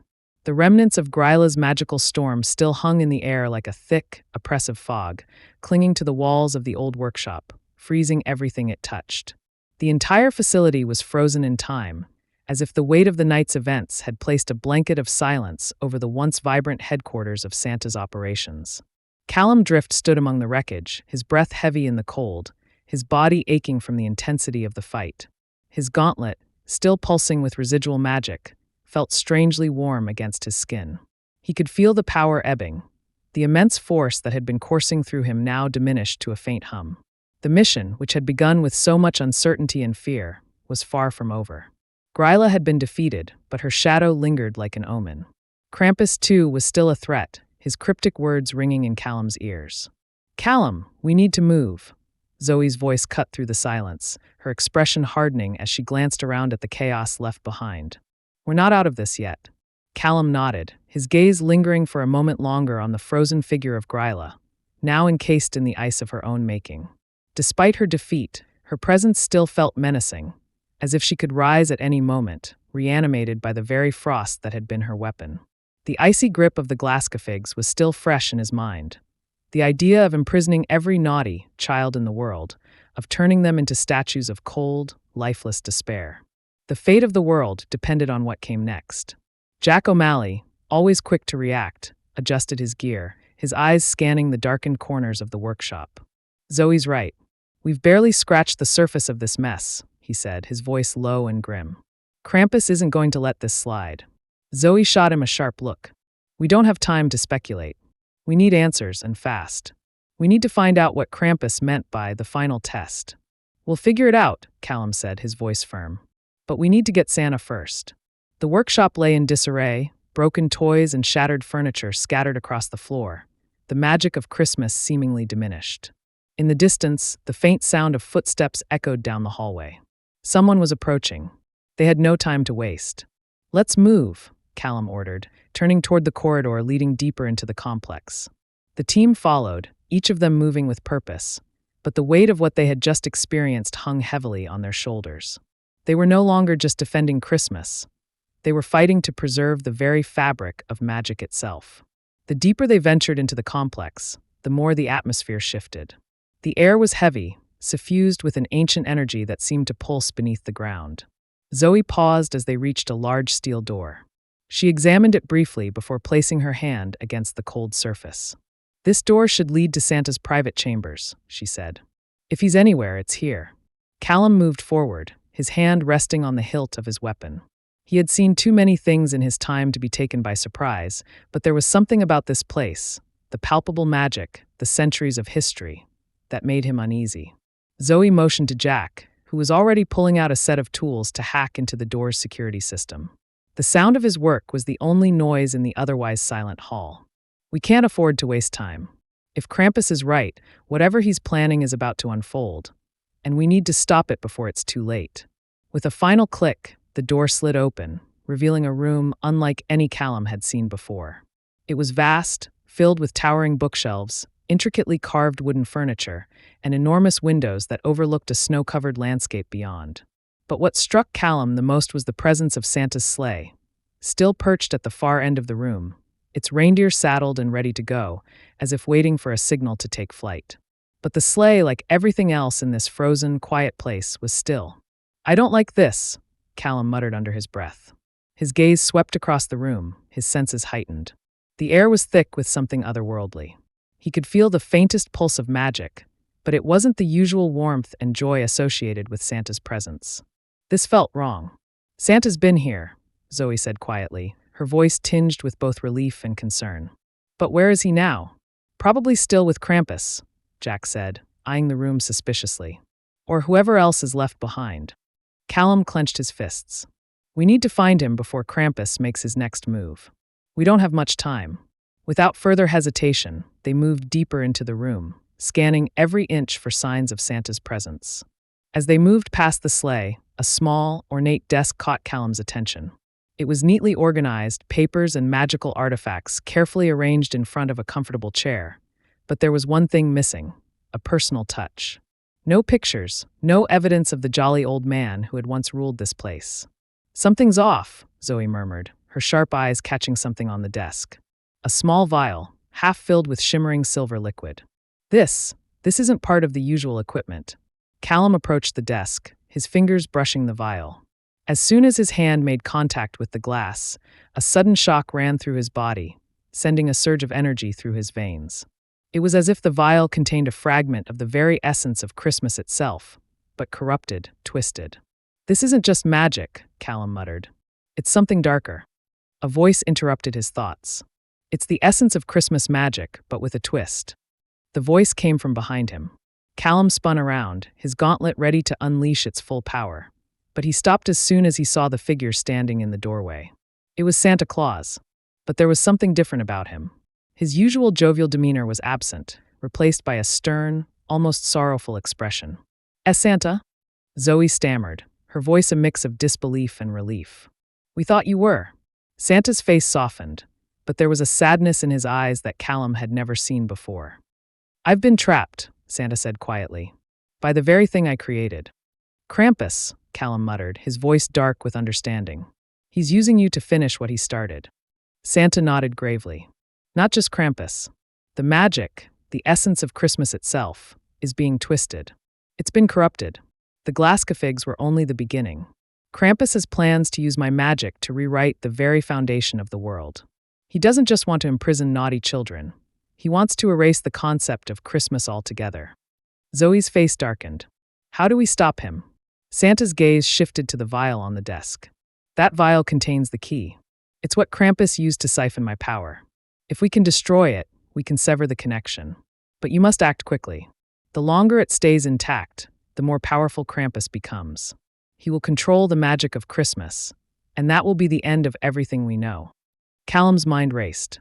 He had never faced a challenge like this before. The magic they were dealing with wasn't just about Christmas. It was about the very essence of belief, the heart of humanity itself. If Krampus succeeded, the world would fall into a cold, joyless void. The stakes had never been higher. But there was one more thing Callum needed to know. "Where's Krampus?" Callum asked, his voice steady despite the turmoil inside. Santa's eyes flickered with a brief moment of fear. "He's closer than you think." Callum's hand clenched around the hilt of his gauntlet, his mind racing with the weight of Santa's words. The thought of Krampus holding dominion over the very magic that sustained Christmas was unimaginable. And yet, here they were, on the precipice of something far worse than they had ever prepared for. "Where is he, Santa?"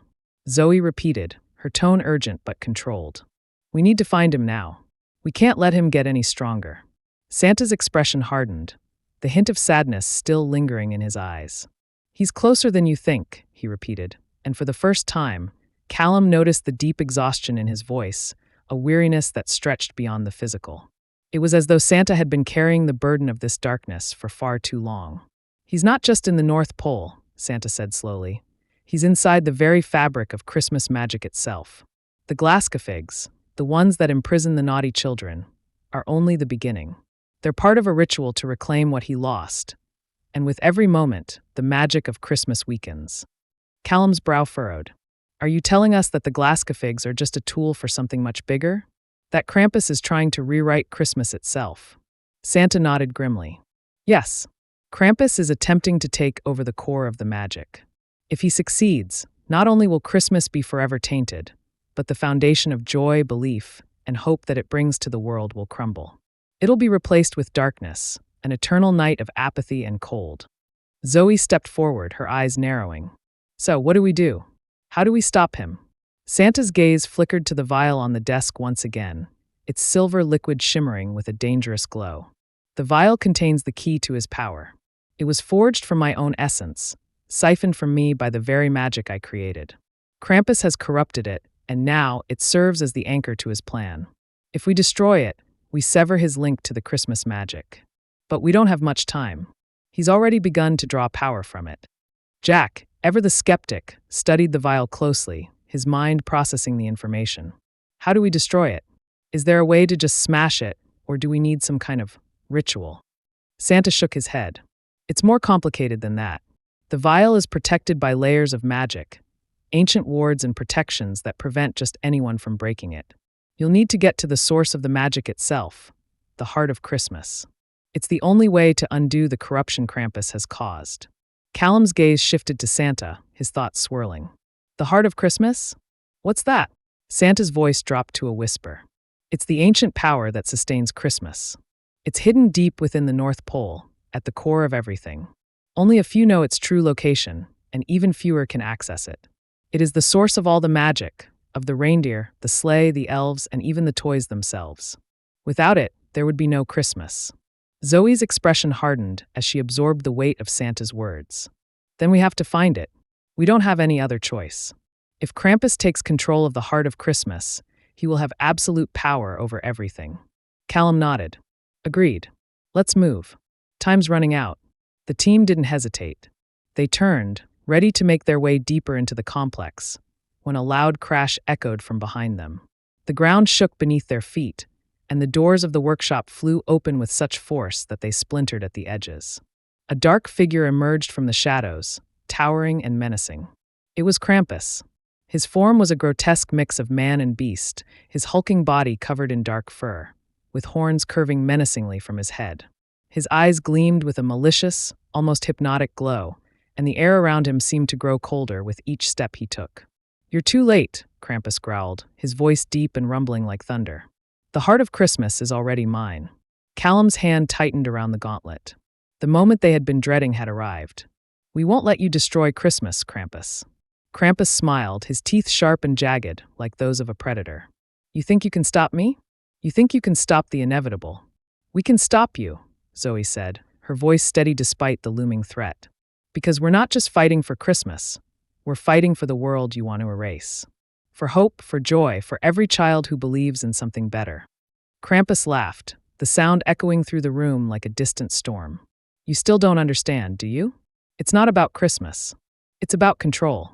And I'm the one who holds the power now. Callum stepped forward, his voice resolute. We're not afraid of you. For a moment, Krampus seemed almost amused by Callum's words. But then, without warning, he raised his hand, and a blast of ice shot out toward them, freezing the air around them. The force was so powerful that it sent the group flying backward, slamming them into the walls. Get up, Callum shouted, his voice strained as he struggled to rise. He was hurt, but he wasn't about to let Krampus win. Jack scrambled to his feet, his eyes blazing with determination. We've been through worse. We can do this. Zoe nodded, her expression grim but unwavering. Callum, we need to keep moving. If Krampus has control of the heart of Christmas, we won't have a chance. Callum looked to Santa, who had remained silent through the confrontation, his eyes downcast. Where do we find it? Callum asked urgently. Santa didn't hesitate. Follow me. The team followed Santa, moving quickly and cautiously as they navigated the labyrinth of corridors deep within the North Pole complex. The walls seemed to pulse with magic, growing colder as they neared the center. It felt as if the very air around them was thickening with the oppressive force of Krampus's presence. Don't let your guard down, Santa warned.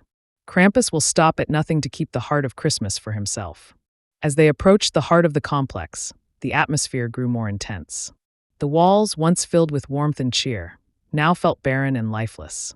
The magic that had once been so vibrant was being drained away, and with each step they took, the tension in the air grew. Finally, they reached a massive, imposing door, engraved with ancient symbols and runes that pulsed with an eerie light. The door was sealed by powerful wards, and Callum could feel the weight of the magic pressing against him as they approached. Santa stepped forward, his hands glowing with a faint light as he placed them against the door. The runes began to shimmer and shift, as if responding to his touch. This is it, Santa said, his voice barely a whisper. The heart of Christmas is beyond this door. But Krampus won't let us in easily. Prepare yourselves. Callum took a deep breath, his hand on his gauntlet, and nodded. Let's finish this. With a final push, Santa opened the door, revealing the heart of the North Pole, and the source of all the Christmas magic. Chapter 8. The Heart of Christmas. The door to the Heart of Christmas opened with a low, groaning creak, revealing a vast chamber beyond.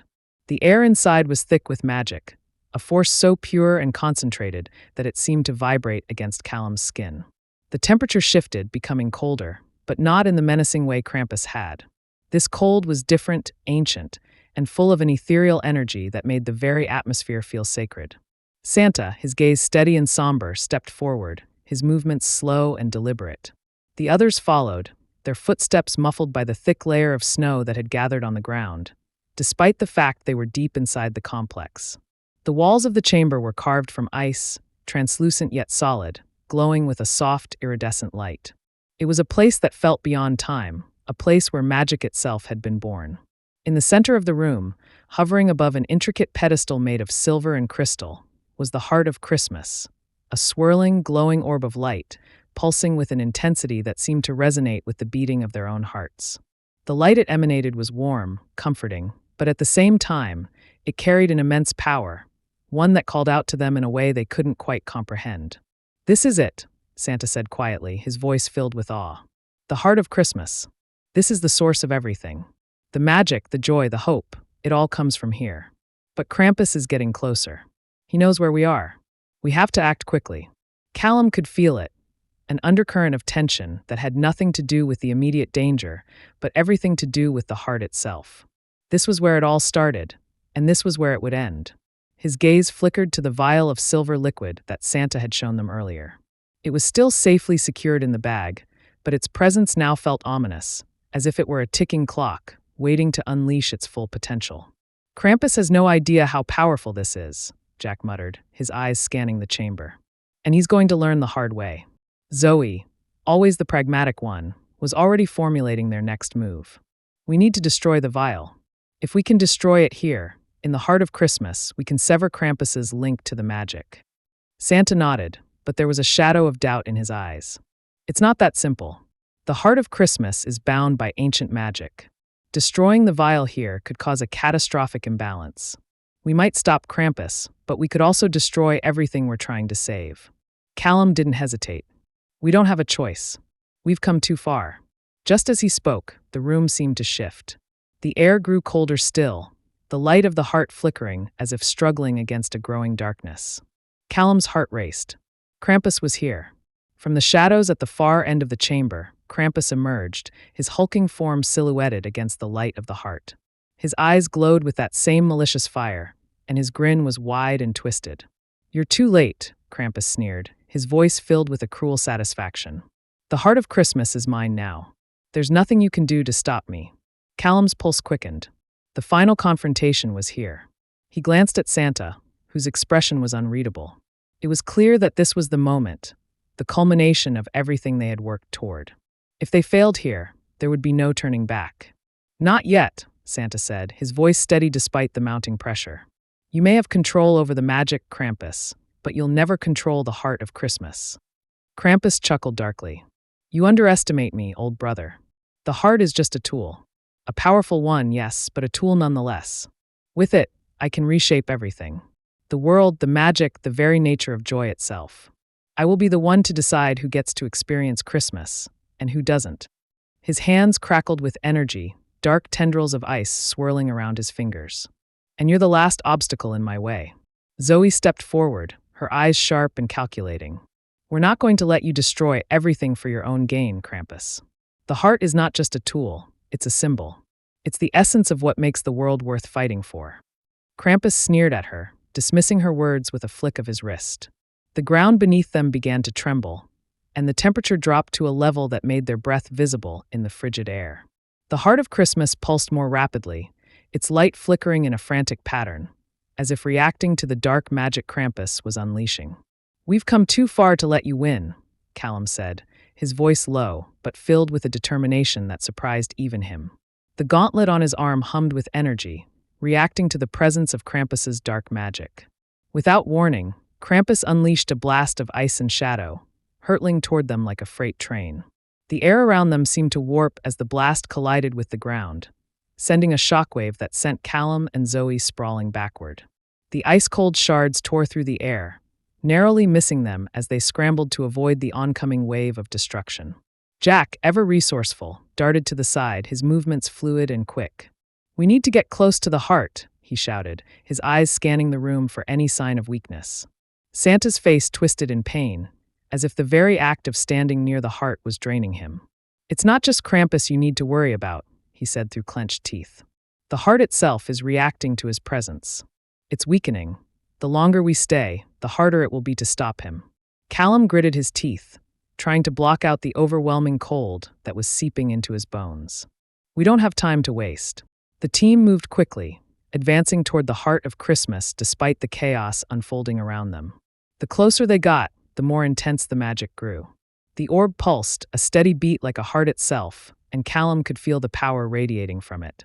"We need to destroy the vial now," Zoe called out, her voice strained. "It's the only way to stop him." As if in response to her words, Krampus let out a roar of frustration, his eyes flashing with fury. "You think you can stop me? You think you can destroy my magic?" he bellowed, his hands crackling with dark energy as he thrust them toward the group. A wave of pure darkness surged forward, but Callum was ready. He raised his gauntlet, the magic inside it flaring to life as he deflected the attack.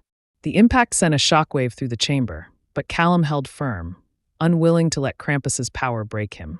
With a final, desperate surge of energy, Callum lunged forward, gripping the vial in his hand. "This ends now," he shouted, his voice full of resolve. The magic within the vial began to react, swirling and crackling, as if aware of its impending destruction. As Callum's hand tightened around it, the heart of Christmas responded, its light flashing brighter, pulsing as though trying to protect the vial. Krampus snarled, his fury boiling over. You don't understand, he roared. You can't destroy what I've already claimed. But it was too late. With a final, explosive burst of energy, Callum shattered the vial. The sound was deafening, and the room seemed to explode in a cascade of light and shadow. Time itself seemed to stretch as the magic of the heart collided with the raw energy of the vial's destruction. The air was thick with the sound of 1,000 voices, all crying out at once. And then silence. The room trembled as the magic collided with the explosion, and for a moment, it felt as though the very fabric of reality might tear apart. Callum's heart raced, his breath coming in sharp, ragged gasps as the force of the explosion rippled through his body. The blinding light that filled the chamber grew blinding, a cacophony of sounds swirling in his ears. He felt weightless, as though time itself had frozen. Then, as suddenly as it had come, the light died down. The echoes of the explosion faded, leaving an eerie silence in its wake. Callum slowly opened his eyes, blinking against the residual glow. The heart of Christmas, once pulsing with vibrant energy, was now dim and still, its magical aura fading like a dying ember. The warmth that had filled the room was gone, replaced by a chilling void. He glanced around, his mind struggling to process what had just happened. Krampus stood frozen in place, his eyes wide with shock. The darkness that had once enveloped him now seemed to be flickering, the strength of his power visibly waning. Zoe and Jack were by his side, equally stunned. The energy of the vial's destruction had rippled through them, too. For a moment, none of them spoke, as if the weight of the event had robbed them of words. Santa, however, was the first to speak, his voice calm despite the chaos that had just unfolded. It's done. Callum looked at him, confused. Is it, though? I thought destroying the vial would stop Krampus, but... Santa nodded solemnly. It will. The vial held Krampus's link to the heart's magic. But it wasn't just the vial. The heart itself had to be neutralized in order to sever his connection to it. By destroying the vial, we've disrupted the dark magic that kept him anchored here. The last of the cold dissipated, leaving a lingering chill, but it wasn't the deep, biting cold that Krampus's presence had brought. It was just the cold of winter, a reminder that the magic was gone, but not destroyed entirely. Krampus, now visibly weaker, growled low in his throat. You think you've won? You think destroying the heart will stop me? His voice had lost some of its venom, though it still held a menacing edge. Callum steadied himself, his hand still gripping the gauntlet that had been so vital to the fight. You've already lost, Krampus, he said, his voice cutting through the tension. You may still have power, but the heart of Christmas is no longer yours to command. Krampus let out a dark laugh, though it lacked the same force as before. You're wrong. I've been controlling the magic for centuries. One failure won't break me. He staggered, his form flickering as if his very existence was being unraveled by the loss of the heart's influence. His posture faltered, his dark power flickering out like a flame starved of air. Santa stepped forward, a look of determination etched on his face. You might have once controlled the magic, Krampus, but this isn't about domination. It's about the magic of Christmas itself. The joy, the hope, the spirit of giving. It can't be controlled by one man. It belongs to all of us. Krampus looked at him with a mix of anger and disbelief, his eyes burning with an unspoken fury. For a moment, it seemed as though he might lash out, but instead he simply staggered backward, his strength ebbing away. Zoe approached cautiously, the glint of steel in her eyes. You've caused enough destruction, Krampus. It's time for you to answer for everything you've done. But Krampus seemed to understand something they didn't. His eyes darkened, and he gave a grim smile, his lips curling with a bitter twist. You think I'll be held accountable? You think this is the end of me? He spat, his voice thick with contempt. You're just prolonging the inevitable. Before anyone could respond, Krampus turned and vanished into the shadows, his form dissolving into a cloud of dark mist. The last remnants of his power evaporated, leaving only the silence of the chamber. Callum exhaled slowly, the tension in his muscles finally beginning to release. Is it really over? Santa's voice was softer now, filled with quiet resolve. For now, yes. Krampus may have retreated, but he will not give up. He'll be back, but the heart has been secured. The magic can't be used to corrupt the world any longer.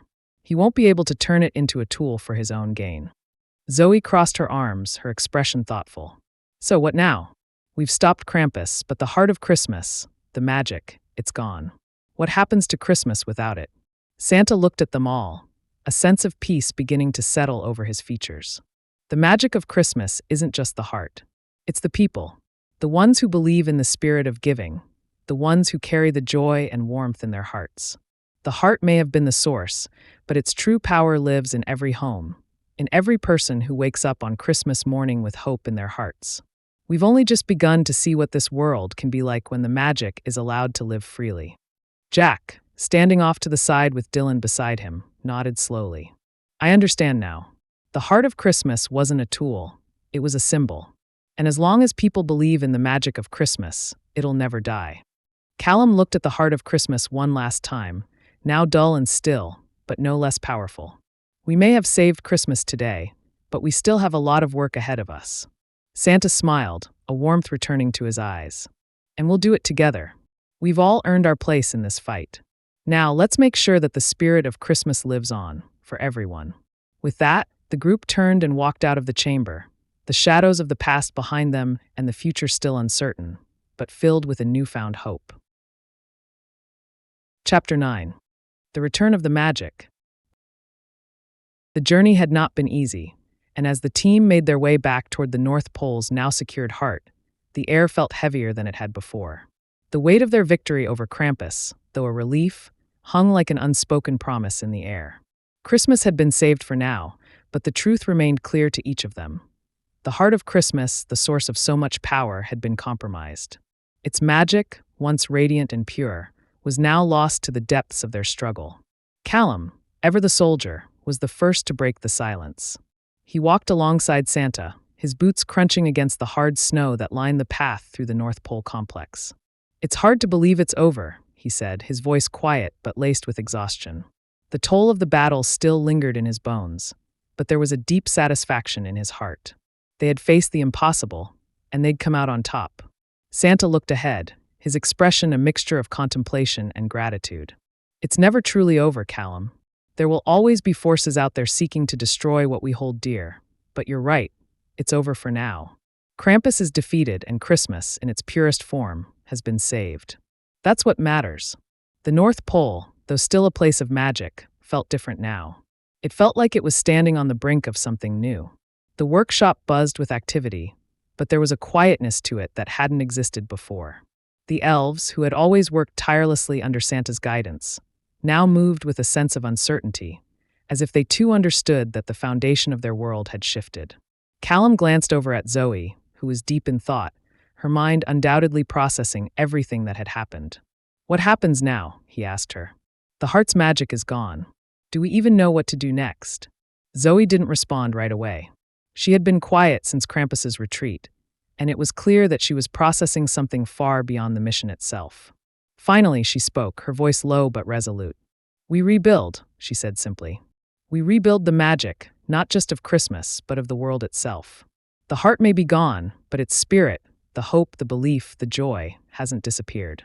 We just need to make sure that it keeps spreading. It's up to us to keep that flame alive. Jack, who had been walking alongside his son Dylan, suddenly turned toward them, his eyes reflecting the weight of the past few days. Zoe's right. Christmas isn't just about the magic we can see. It's about the feeling that stirs in people's hearts. The way they come together, the way they care for each other. That's the real magic. We've got to make sure it doesn't die out, no matter what happens next. The group nodded in agreement, their thoughts intertwining as they continued walking through the snowy expanse. It was hard to imagine a world without the magical force that had always powered Christmas. The elves, the sleigh, the reindeer, all of it had been tied to the heart's power. But now, as they moved deeper into the heart of the North Pole complex, there was a sense of resolve beginning to settle in.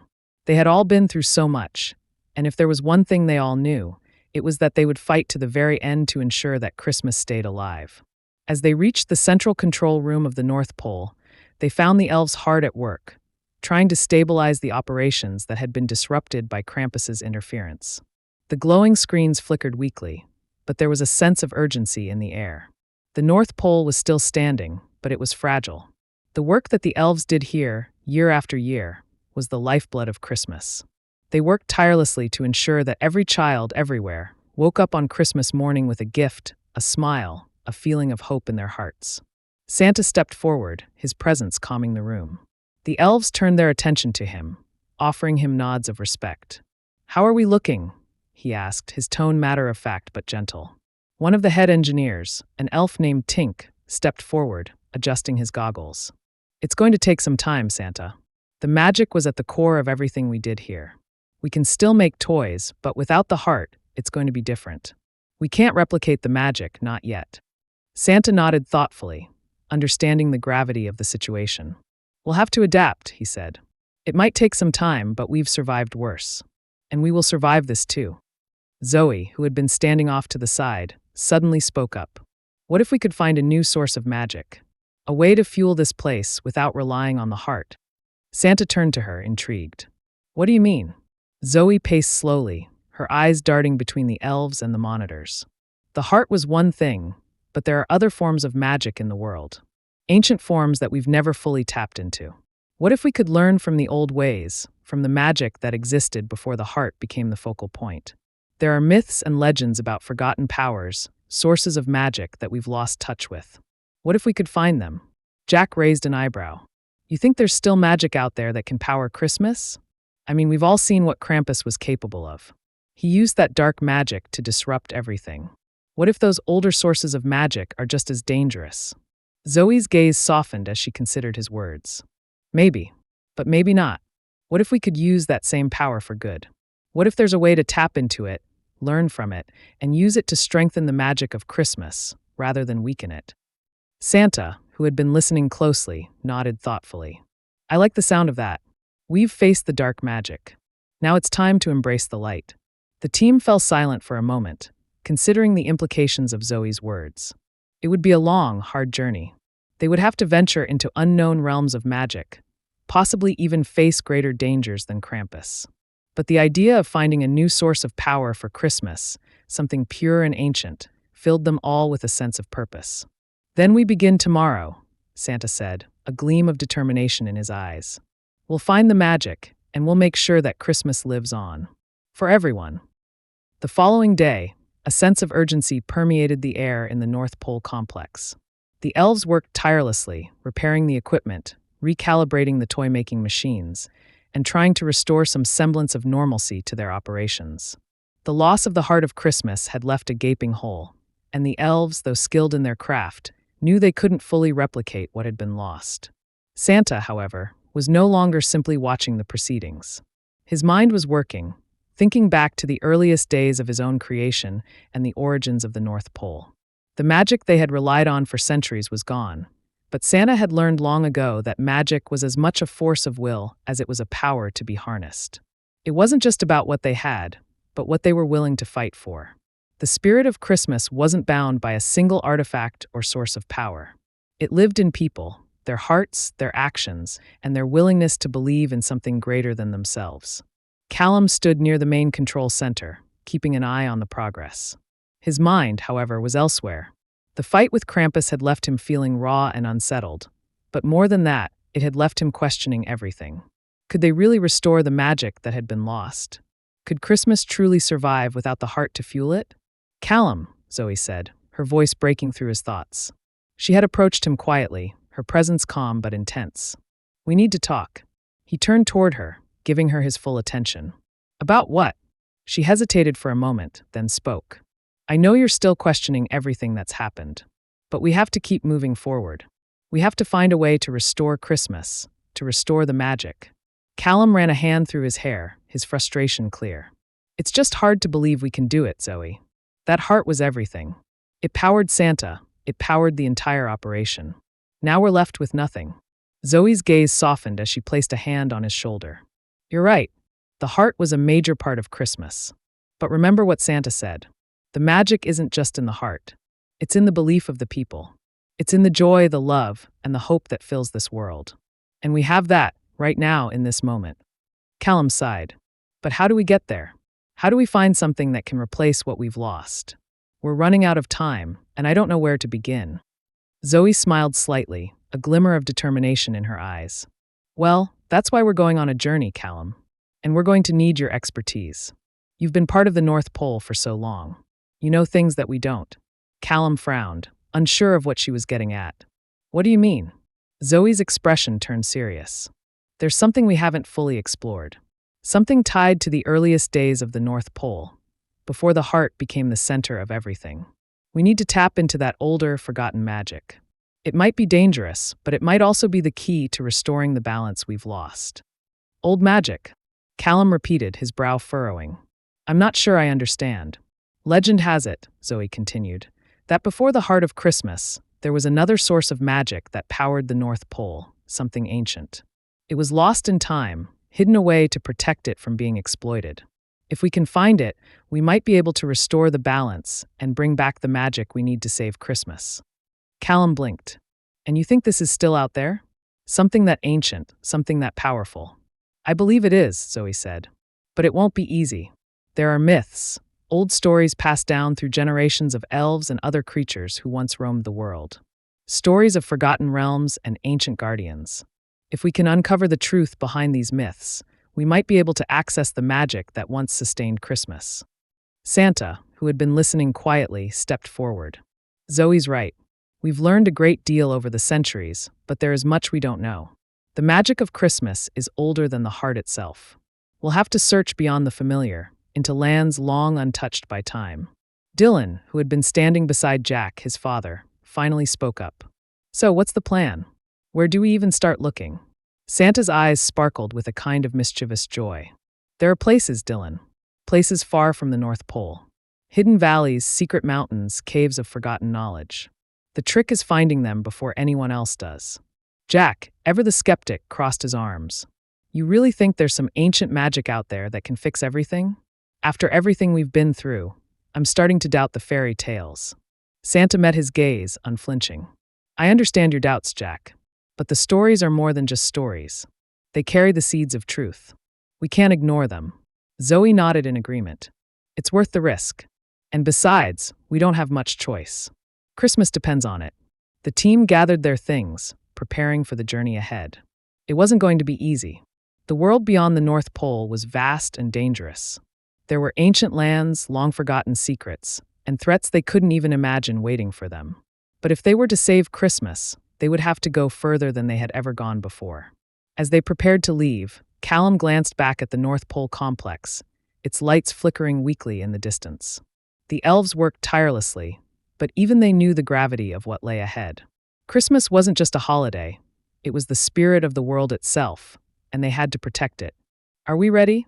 Santa asked, his voice strong. The team nodded, each of them carrying the weight of the world on their shoulders. Then let's begin, Callum said. Let's find the magic. For Christmas. For everyone. Chapter 10. A New Beginning. The journey to restore Christmas wasn't a simple one. The days bled into weeks, and as the team ventured deeper into uncharted territories, they found themselves pushing the limits of what they knew, what they believed, and what they had once taken for granted. Their quest for the ancient magic, something older and more primal than the heart of Christmas, had led them across vast stretches of frozen wilderness, through hidden valleys, and into forgotten lands where time seemed to stand still. Callum had always been a man of reason, of strict military order, but now, with every step further from the North Pole, he found himself confronting his deepest fears and doubts. Could there truly be a power out there capable of restoring what had been lost? Could they really find something to replace the heart of Christmas? Something strong enough to keep the holiday alive in a world that seemed to grow more cynical by the day? Santa had insisted that they would find what they were searching for, but even he, the embodiment of hope and wonder, seemed more somber than usual. Perhaps it was the weight of their mission, or the long years that had passed since he had embarked on a journey like this. Whatever it was, Callum could sense it. The stakes had never been higher. The journey had taken them to the peak of a mountain hidden within the swirling snowstorms of the far north. The wind howled around them as they climbed, the cold biting through their clothing. But even in the harshest conditions, there was something magical about this place, something that tugged at their hearts. The air itself seemed thick with the remnants of old magic, as if the land itself was alive with the pulse of something ancient. Callum paused, looking up at the towering mountain ahead. The peak was shrouded in mist, and it felt as though they were standing at the threshold of a forgotten world. "Do you feel that?" he asked, his voice barely audible over the wind. Zoe, who had been walking a few steps ahead, nodded. "I do. It's like the air itself is holding its breath. I think we're close." Jack, ever skeptical, raised an eyebrow. "Close to what?" A dead end. We've been wandering for days, and I'm starting to think this whole thing is one big wild goose chase. Santa, who had been silent for most of the journey, finally spoke. We've come too far to turn back now, Jack. There's something here. Something that will help us. Dylan, Jack's son, who had remained unusually quiet throughout the journey, looked up at his father. Maybe we'll find the magic. Maybe it's out there, just waiting for us. Jack glanced down at Dylan, his face softening. I hope you're right, kid. But I'm not going to hold my breath. The group continued their climb, reaching the peak by nightfall. As they neared the summit, the wind seemed to die down, and a deep silence settled over the area. It was as if the world had stilled in anticipation. At the top of the mountain stood a massive stone door, ancient and covered in runes that glowed faintly in the moonlight. This is it, Santa said, stepping forward. The entrance to the realm of ancient magic. Zoe studied the runes closely, her brow furrowing. It's locked, but there must be a way to open it. Callum stepped forward, his military training kicking in. We've got to look for a key, a way in.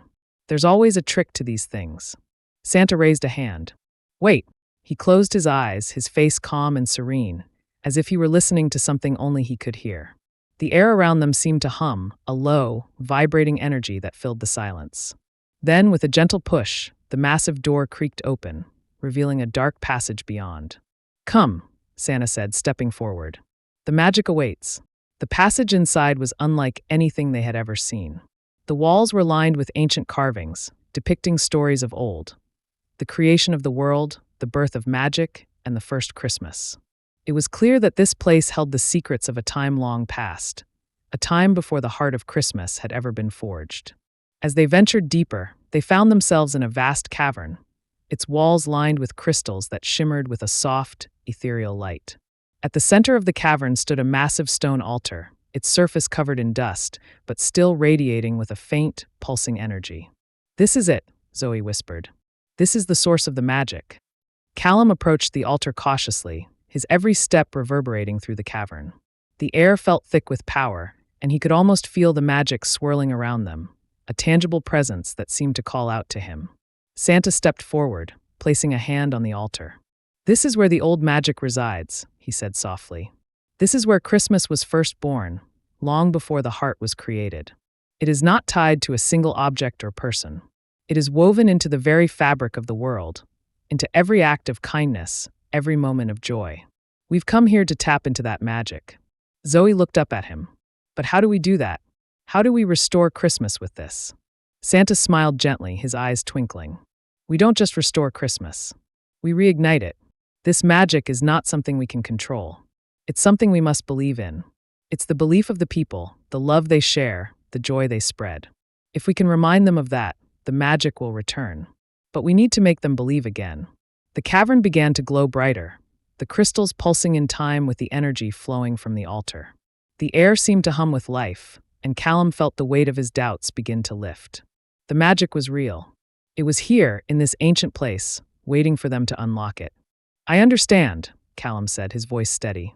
It's not about finding a source of magic. It's about spreading it, through belief, through love, through the hope that Christmas brings. Zoe nodded. Exactly.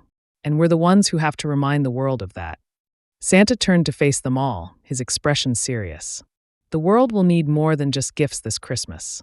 It will need to rediscover its heart. And we can help them do that, one person at a time. As the group stood there, the cavern seemed to hum with energy, the ancient magic swirling around them. The glow from the crystals grew brighter, and the air filled with a warm, comforting light. It was as if the magic of Christmas had been reborn, flowing from the very core of the earth itself. We have to go, Santa said, his voice urgent. We need to spread this magic, remind the world what it's all about. With that, they made their way back through the passage, the stone door closing behind them as they left the cavern. As they descended the mountain, the snow seemed to fall in softer, more delicate flakes. The wind, once howling and cold, now carried with it the faintest scent of pine and cinnamon. It was as if the world itself had been touched by the magic they had uncovered. They made their way back to the North Pole, their hearts filled with purpose. The world was waiting, and Christmas, once again, had a chance to live on. As they journeyed back to the North Pole, a deep sense of renewal filled the air. The snowflakes that fell from the sky now seemed lighter, more playful, as though the world itself had joined in their mission to restore Christmas. Santa led the way with a renewed sense of purpose, his steps steady and sure, his usual joviality tempered by the gravity of their task. The rest of the team followed closely behind, each of them processing what they had just experienced. Callum, in particular, felt a weight lift from his shoulders. The ancient magic they had encountered was not the same as the heart of Christmas. There were no relics, no tangible artifacts to hold in their hands. It was something deeper, more profound, a force that could only be felt and shared. It was the collective belief in Christmas that had kept it alive all these years, and now they had to help reignite that belief in others. Jack, though skeptical by nature, couldn't help but feel a sense of awe. The air around them had changed. The very atmosphere seemed lighter. He glanced at his son Dylan, who walked beside him, his face illuminated by a soft, peaceful glow. It was as if the journey had brought a sense of calm to them both, a reminder of the simple joys that had been lost in the chaos of their lives. Jack couldn't remember the last time he had felt truly at peace. "Do you think it'll work?" Jack asked, his voice low as he looked to Callum. Callum thought for a moment before answering. "I think we've done all we can. Now it's up to the world. But I believe in it. I believe in what we've found. We have the power to remind people of the magic they've forgotten." Santa turned to them as they neared the North Pole complex, his face set with determination. "The real challenge begins now. We've found the source, but we can't keep it to ourselves. We need to share it. We need to make the world believe again." Zoe, who had been walking ahead, stopped in her tracks and turned toward them. "How do we do that, Santa? The world's a different place now. People are distracted, overwhelmed by their own problems. How do we make them remember the joy of Christmas?" Santa smiled, a glimmer of his old self shining through. "One person at a time. It starts small, reminding a single child, rekindling the joy in a family's home, spreading the warmth and kindness that Christmas is all about. It won't happen all at once, but if we can spark that belief in enough hearts, the magic will spread." Dylan, who had been silent for much of the journey, suddenly spoke up. I think I know how we can start." His voice was soft, but it carried a weight of conviction that caught everyone's attention. "How?" Jack asked, his voice tinged with curiosity. Dylan glanced around, as though considering the words carefully before speaking them aloud. "We start by showing people what Christmas really is. It's not just about presents or decorations or the big celebrations. It's about the little things, the kindness we show to each other, the moments we share, the love we spread." Jack looked at his son, his expression softening. "That's right. It's not just about the big things. It's about the little things that make life worth living." Santa chuckled, a deep, hearty laugh that echoed through the air. "Dylan's got it right. It's the small acts of kindness, the moments of wonder, the belief that we are all connected. When we spread that belief, Christmas will come alive again." As they arrived back at the North Pole complex, the sight before them was more beautiful than they had ever seen it. The once dim lights of the North Pole complex now gleamed brightly in the snow, casting a warm glow across the icy landscape. The elves, who had been working tirelessly in their efforts to rebuild, paused in their work and looked up, a glimmer of hope in their eyes. Santa, Callum, Zoe, Jack, Dylan, and the others stood together, a united front ready to take on the task ahead. The mission was clear. They had found the magic, and now it was time to share it with the world.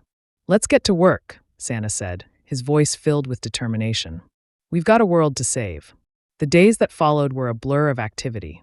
The team worked tirelessly, setting up new workshops, organizing transport for gifts, and reaching out to the human world in ways they had never done before. They used their ancient magic to bring back the Christmas spirit, reaching out to communities, families, and individuals who had lost their way. Each small act of kindness, each gesture of love, was like a spark that caught fire, slowly but surely reigniting the magic of Christmas. The North Pole complex buzzed with activity. The elves worked together, their movements coordinated and precise as they assembled toys, packed gifts, and prepared for the final push.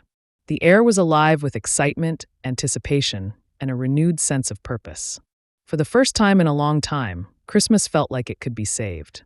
As the days ticked down toward Christmas Eve, the team gathered together for a final meeting. Santa, Callum, Zoe, Jack, and the others sat around a large table, a map of the world spread out before them. The plan was simple. They would distribute the magic of Christmas across the globe, one home at a time. They would show the world that the true spirit of Christmas wasn't something to be bought or found in a store. It was something that lived in their hearts. "We're ready," Zoe said, looking around at the team. "We've done everything we can. It's time to let the magic spread." Callum nodded. "We can't control how it works, but we've given it everything we've got." Santa smiled warmly, his eyes twinkling. "Then let's make this the best Christmas ever." The sleigh was ready, its magic fueled by the belief of millions. The reindeer were prepared to take flight, and the team was ready to set out into the world. As the clock ticked down to midnight, they stood together, united by their mission and their hope for a brighter future. Thank you so much for watching. If you enjoyed the content, don't forget to hit the like button, subscribe to our channel, and share this video with friends and family. Your support helps us grow and continue bringing you exciting content. Leave a comment below to let us know your thoughts. Stay tuned for more, and thank you for being part of our community.